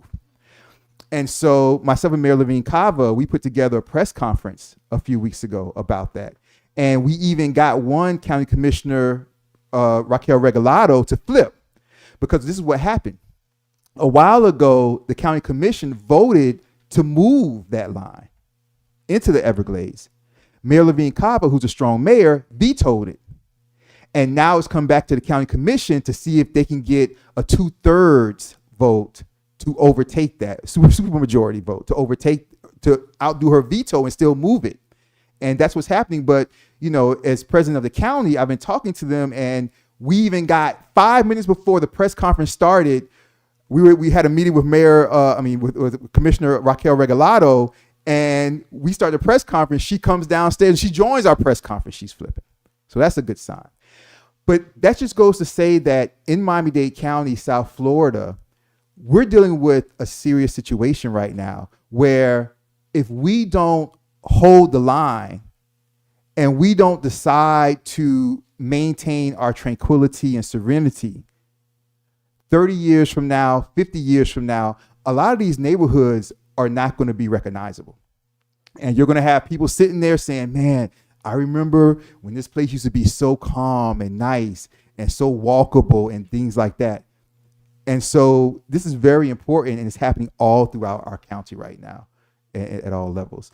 The last thing is, Ms. Hector, I appreciate you. I have you on here, and that's all for my questions and comments that I've had. You guys, my brother in the back, I'm also with you as far as a vibrant downtown. Definitely want a vibrant downtown. A vibrant downtown that still has that small village feel, right? Like 1950s or 1940s type of thing, you know, but still a downtown, right? So I'm with you on that. I'm with you on that also. Anybody from, oh no, Ms. Serrano, you still have something you're going to say? Come up really, really quickly, and then I'm going to go to the council and if they have anything you want to say. And that's it. Ms. Baza, line up behind her.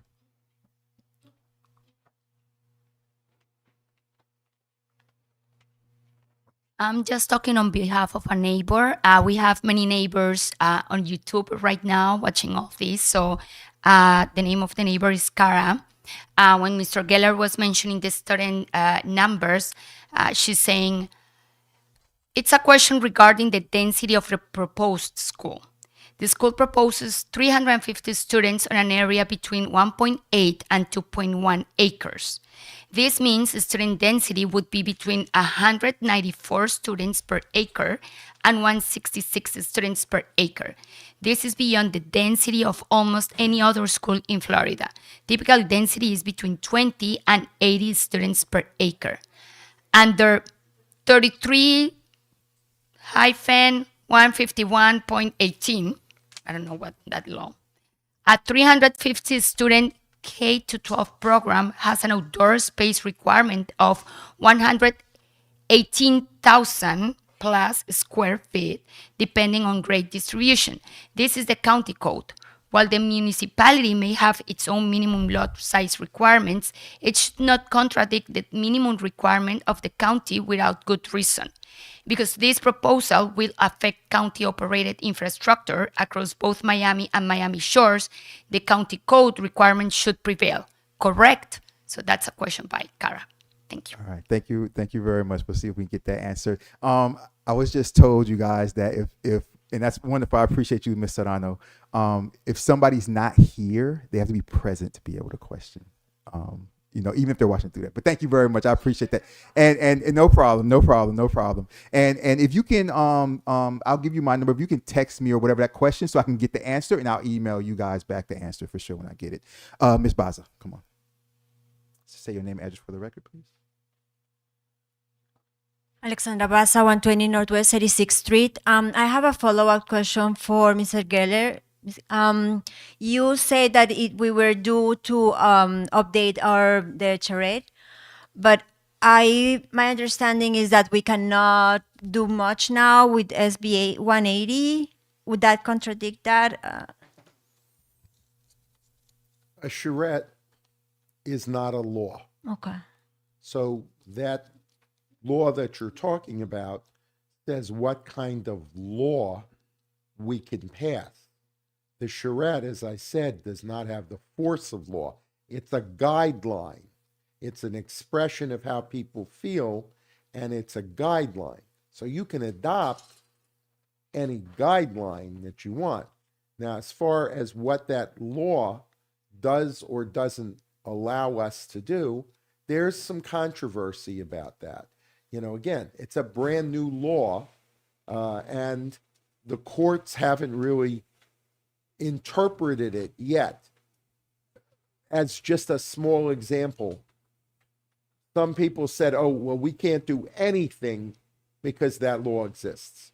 I don't agree with that. Now, that's my opinion, and I'm not a judge. But for instance, we've had residents who've come and want to be able to park on their own swale and not be ticketed. I think that we could do something to address that problem if we said, well, you can't have asphalt or concrete, but if you had it permeable with gravel or permeable pavers, you could do that. Some people say no because of that law. I don't agree. I think doing something on that small scale would be permissible. If we were challenged in court, I think we would win and allow residents to park on the swale. But also, that same law was also up to be changed in this past session. I can't tell you sitting here because they just finished like a little over a week ago what, if anything, new was adopted to change that law that they're talking about. But if it was, again, it's still up to the governor whether it's going to be signed.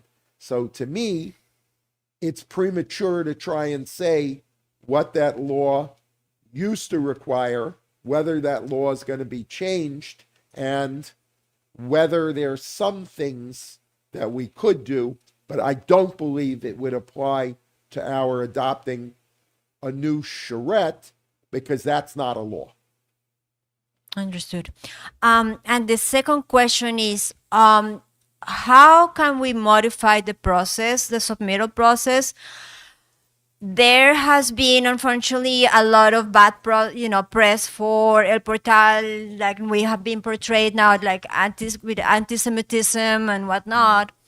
And one of the, I believe it was in the Herald, that it was said that the project was presented to the community back in April of last year. You were saying now that you guys didn't hear anything about it. So I don't know if they're saying, oh yes, because we presented to the Coordina group, and then therefore. So what I'm saying, what I'm trying to ask is, this is not a garage conversion. Large projects should have a different process. So what what can be done to adjust the process to the impact and the scale, how that is. Thank you. Yeah, I mean, we can discuss that, but so because the developer, you guys, when you're talking about the media and they're interviewing different individuals and different entities, the developer is going to say things that spins it in a way they want it to be portrayed. So, I mean, I'm not sure. I'm just guessing here. So maybe the developer is saying that to say, oh, what are they complaining about? We introduced this to the community in April, right? Now they might be saying that because they came to fill out their application in April. I don't know, but that's just what that is. It's difficult to be able to control when the media is asking different questions of different entities, what that entity is going to say, especially if they're opposite of you, especially if they're trying to spin a narrative against you, right? So that's just what that is. As far as the process, we can discuss that, but the process, until it's done, we don't get it. And I think that if we were to get the information piecemeal before it was complete, I think that might be something that would even cause us more confusion throughout the community, because things can change throughout the application process all the time. Because through the application process, the applicant, just like a residential applicant for anything that they're trying to do, they talk to the building department back and forth, because the applicant usually doesn't understand the code, right? So they're like, oh, well, can I do this? Oh, I want to do this. Well, you can't do that, or this is going to be a variance, or you can't do this, or this is a special exception, or you can't do this. So that all happens before it even gets to us. But we can look at that. We can look at that and see what we can adjust to try to streamline it more and do it like that. All right. I appreciate all of you guys. Do I have any questions or comments from the vice mayor? I have a comment. Just to speak to, and I apologize if my voice sounds a little different. I had my wisdom teeth removed recently. It's been an experience, but I'm still here. So someone asked about who's the negotiator. So I definitely am not the negotiator, because I haven't had any sort of meaningful interactions with the developers beyond what has been in a public forum. As far as transparency is concerned, same line. I don't know the developers. I have only spoken to them in the public forum, where my counsel to them was to go back and hold those public hearings, because I think that should be the process. What happened in this room during the two public hearings, one of them I was able to attend for a short period of time, is exactly what should happen. You should have the opportunity to say, this is what I don't like about the project. They should be able to answer those questions candidly. Through that exchange back and forth, that process sounds difficult, but you should come out with negotiated terms. Just elements that the developer knows that you're not happy with, and ways that they can improve, and information that the village is able to obtain as to how we can move closer towards a solution that more or less works for everyone. So that what you're experiencing now is like the painful process of progress. We are progressing along this journey of figuring out what should be on the site, what should it look like. I think the failure is that there is no framework for us to then analyze those negotiated terms that are coming from these meetings. So essentially, it feels as though you are screaming into the same void over and over again, saying the same things, and there is no progress. So with that being said, I have just a couple of questions. Has the manager had the opportunity to meet with the developers and talk about some of the concepts or themes that have been repeated throughout these meetings? Have you had an opportunity to meet with the developers? No, I have not. Okay. And then, Mr. Mayor, you Yes. mentioned that you provided the developers with a list of conditions. Yes. I just want an idea of like how those conditions or that list was compiled, and based on what input. That would be helpful. No, it was based on what I felt that would be impacted, things that would be impacted from this development. So I put a list together that said that I think these should be considered. So I looked at that list as, and like I said, I sent it back to them after we got the site plan. This was back in December. Okay. So I sent them that list as like the beginning of the negotiations, right? I sent them that list so that, you know, because they're not from here, so they don't have an idea of what anything we might need. Like, for example, my number 9, and I'm going to get right back to you. I don't want to cut you off, but my number 9 on the list is street repair, street resurfacing on the streets that may be impacted by the increased number of automobiles related to the school. So I put from North Miami Avenue through all the way east, that 88th, 87th, 86th, 89th, 90th Street should all be resurfaced because of the cars that might be brought to the neighborhood. So that's my number 9. So just things that I thought about, just picturing the school and what would be impacted. That's how I put that list. Like my number 2 is about the Live Local Act. My number 2 is wherever the current zoning that they would need, because I don't want to set precedent that this zoning would sunset. It would sunset if the project fails, so that it wouldn't just exist for somebody else to come in there and put some monstrosity. So if their project fails, the zoning would sunset. So I have different things, and like my number, different things. Like my number 3 is to bring the sewage down from Miami Shores down Northeast Second, because they wanted to bring it down Northeast. They wanted to bring it down the alleyway or Northeast First or Northwest. Yeah, Northeast First. They wanted to bring out the alleyway or Northeast First because WASD was telling them that's much cheaper for them, because they're bringing down Northeast Second. The way they had to disrupt traffic. You know, and Northeast Second is busy in the daytime. I'm not. Yeah. I'm not. My sorry about that, but assertion yeah. isn't that the list is not a good No, I list. appreciate it. I'm saying that it's a unilateral one. So if you proffered the list in December, this would have been before there had been any sort of meaningful input from the residents as to what their sticking points might be, which, you know, it's a great list, but it might not be the list that moves you closer to finding what is that sweet spot that brings forth a quality proposal that has elements that works for everyone. I think we might never get there. We will never get there if there's only one person kind of managing that feedback. And on my end, I think that this is something that rises to the significance and importance that we need to have all hands on deck and specialists involved. So I do think it's a process that needs to be spearheaded by the manager and inclusive of some of the professionals that are available to us through Green Spoon Martyr.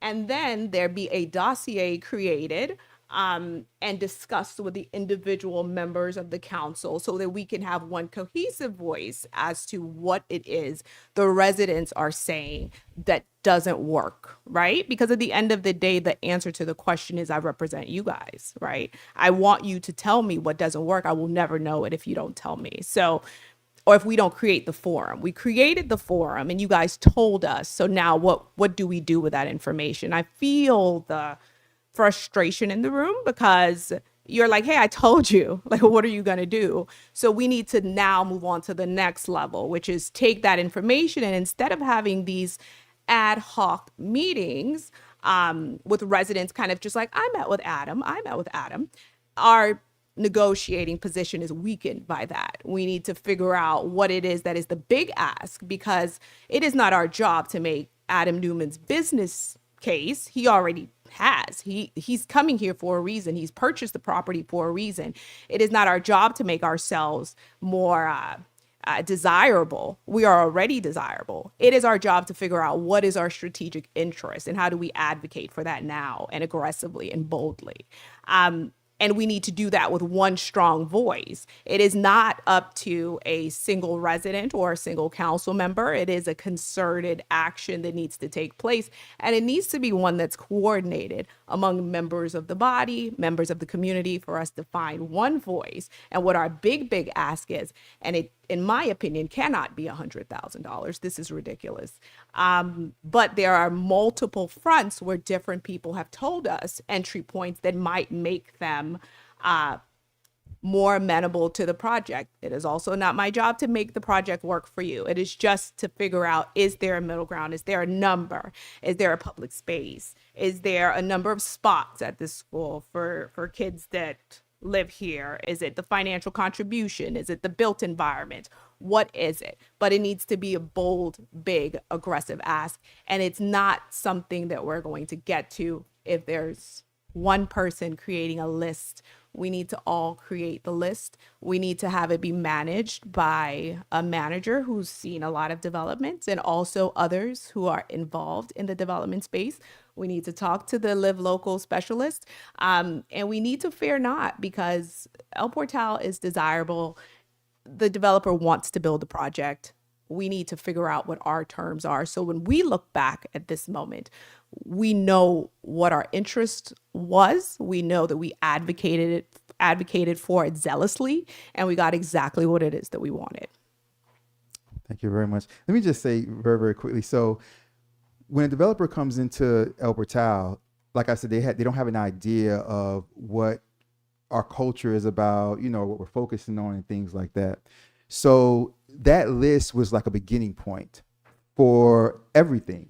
And these developers, like I said, they have to go through 3 or 4 meetings.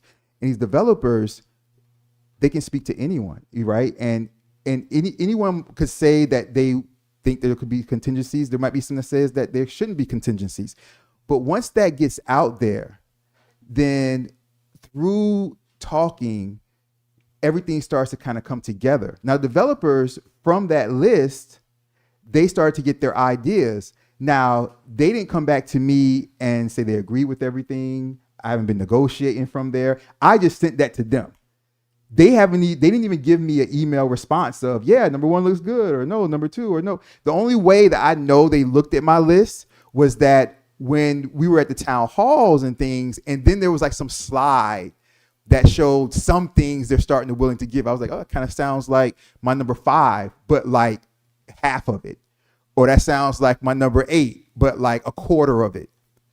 But regardless, this is a long process, and a development agreement, understand, is a separate vote from the site plan. All right, it's a separate vote. So both those things need to happen simultaneously, but they're 2 separate things. But I agree with you, Madam Vice Mayor.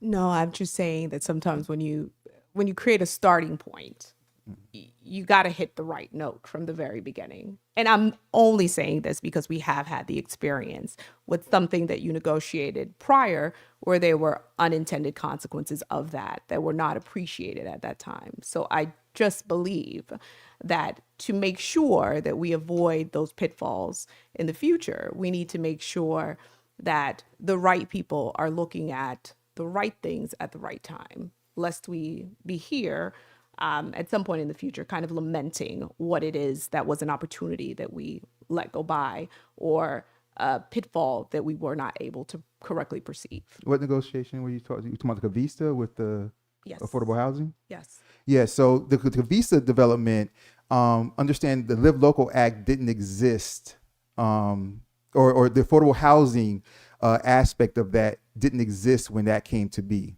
When that was being negotiated, that didn't exist. Also, what I did with the Cavista was I negotiated, and we did with the finances of it, which is the development agreement part. That has nothing to do with the developers applying for affordable housing. That's different. Through the Live Local Act part of it with the affordable housing. It's not anything to get sensitive about. No, it's not It's sensitive. just for the people in the room. I think we are all better served. I think we should all ask our elected officials to be more collaborative. I think we should want this process to be guided by professionals.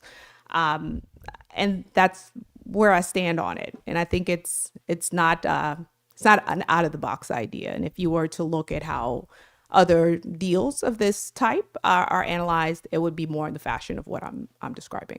But that's my last comment. No, I appreciate you. But just for the record, understand that the Live Local Act wasn't in place when the Cavista was negotiated. That came afterwards. Okay. Anybody else? Comments? Questions? Yeah.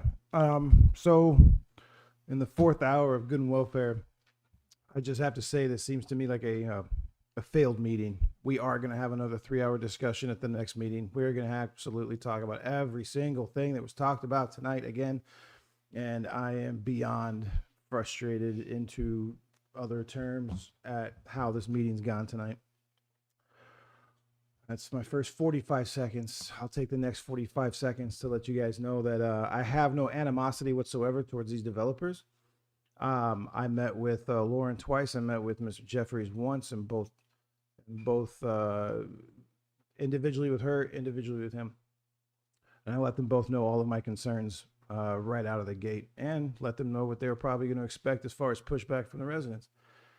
So I'll just tell you that I'm the only person who's voted no twice to end this project, twice, and have gotten zero support. And the reasons for that primarily are honestly the wall. That wall is a problem. The precedent that wall will set is all by itself a non-starter for me personally.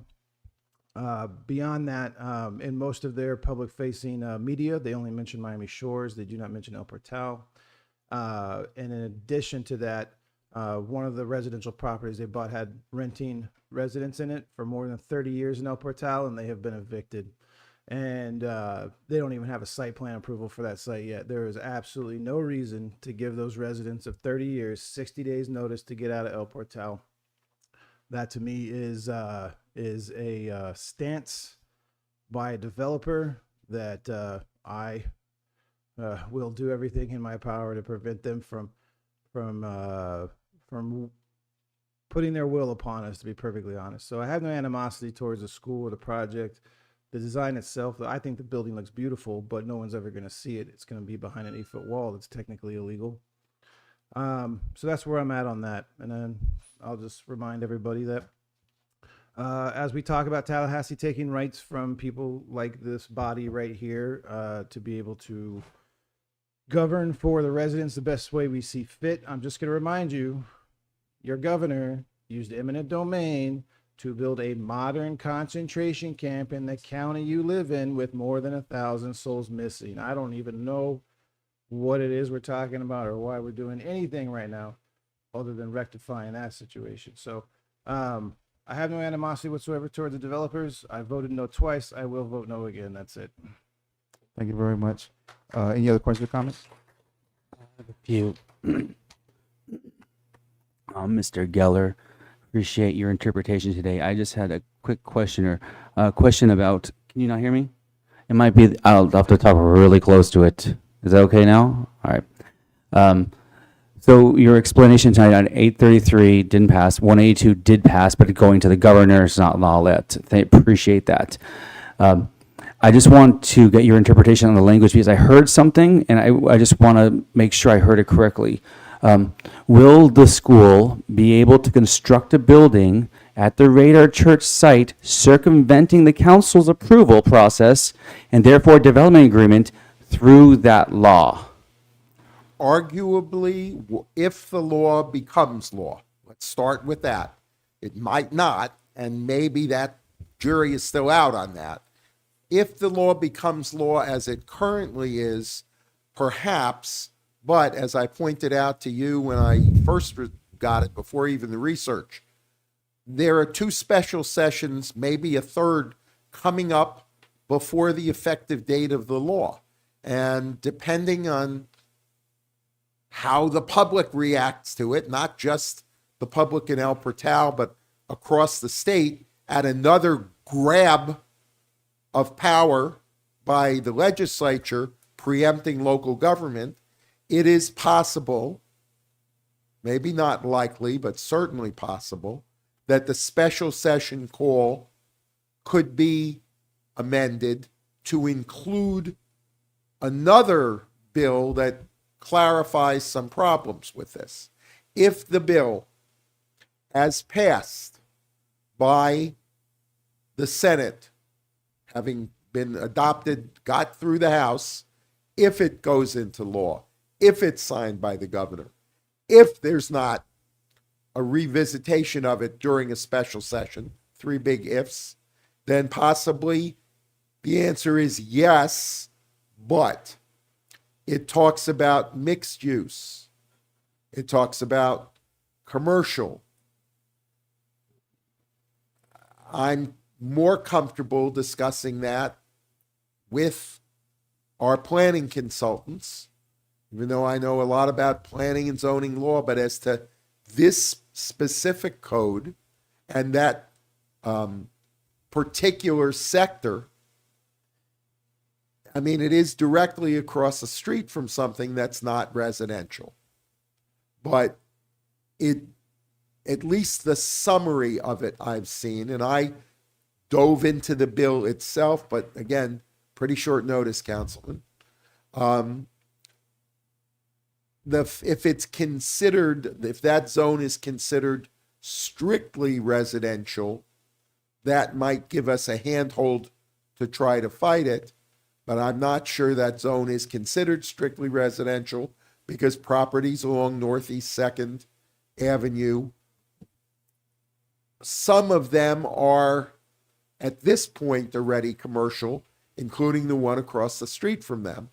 I don't know that that's going to be a handhold, or if you want to call it a quote loophole, but I don't give up on that until we do more research on it and see if that's the law that gets signed into effect. So the answer to your question is possibly yes. It would allow them, if the law passes the way it is, to disregard our code because the legislature is preempting us, but I don't consider it completely a lost cause until we do more research.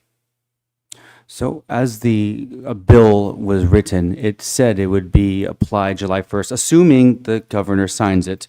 But July 1st also means that if it does pass at that point, they can possibly move forward and we get no development agreement, we get nothing. They can just build it as if the way it's if it passes and the way it's written.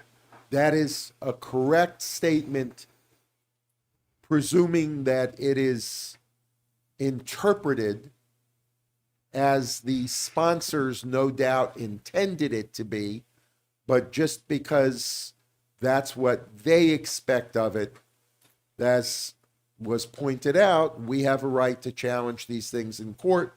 I'm not at the point of giving up hope on saying that we could not try to fight to defend our code, but yes, you're correct. If it goes that route, we would also lose what leverage we might have if that interpretation that they intend was upheld. Appreciate that. All right. So I'm going to move forward with what I was going to say earlier. First, I want to thank everyone who spoke today. It is important that the residents are always involved in this, but this item obviously was not on the agenda. And I want to let everyone know this is a quasi-judicial matter. We were asked many times how we're going to vote on a quasi-judicial matter. Am I correct, Attorney Geller, that it's not appropriate for us to say how we're going to vote ahead of time? That's correct. It would be, people can make conditional statements, but quasi-judicial matters must be decided on the basis of the evidence that's put into the record at the meeting.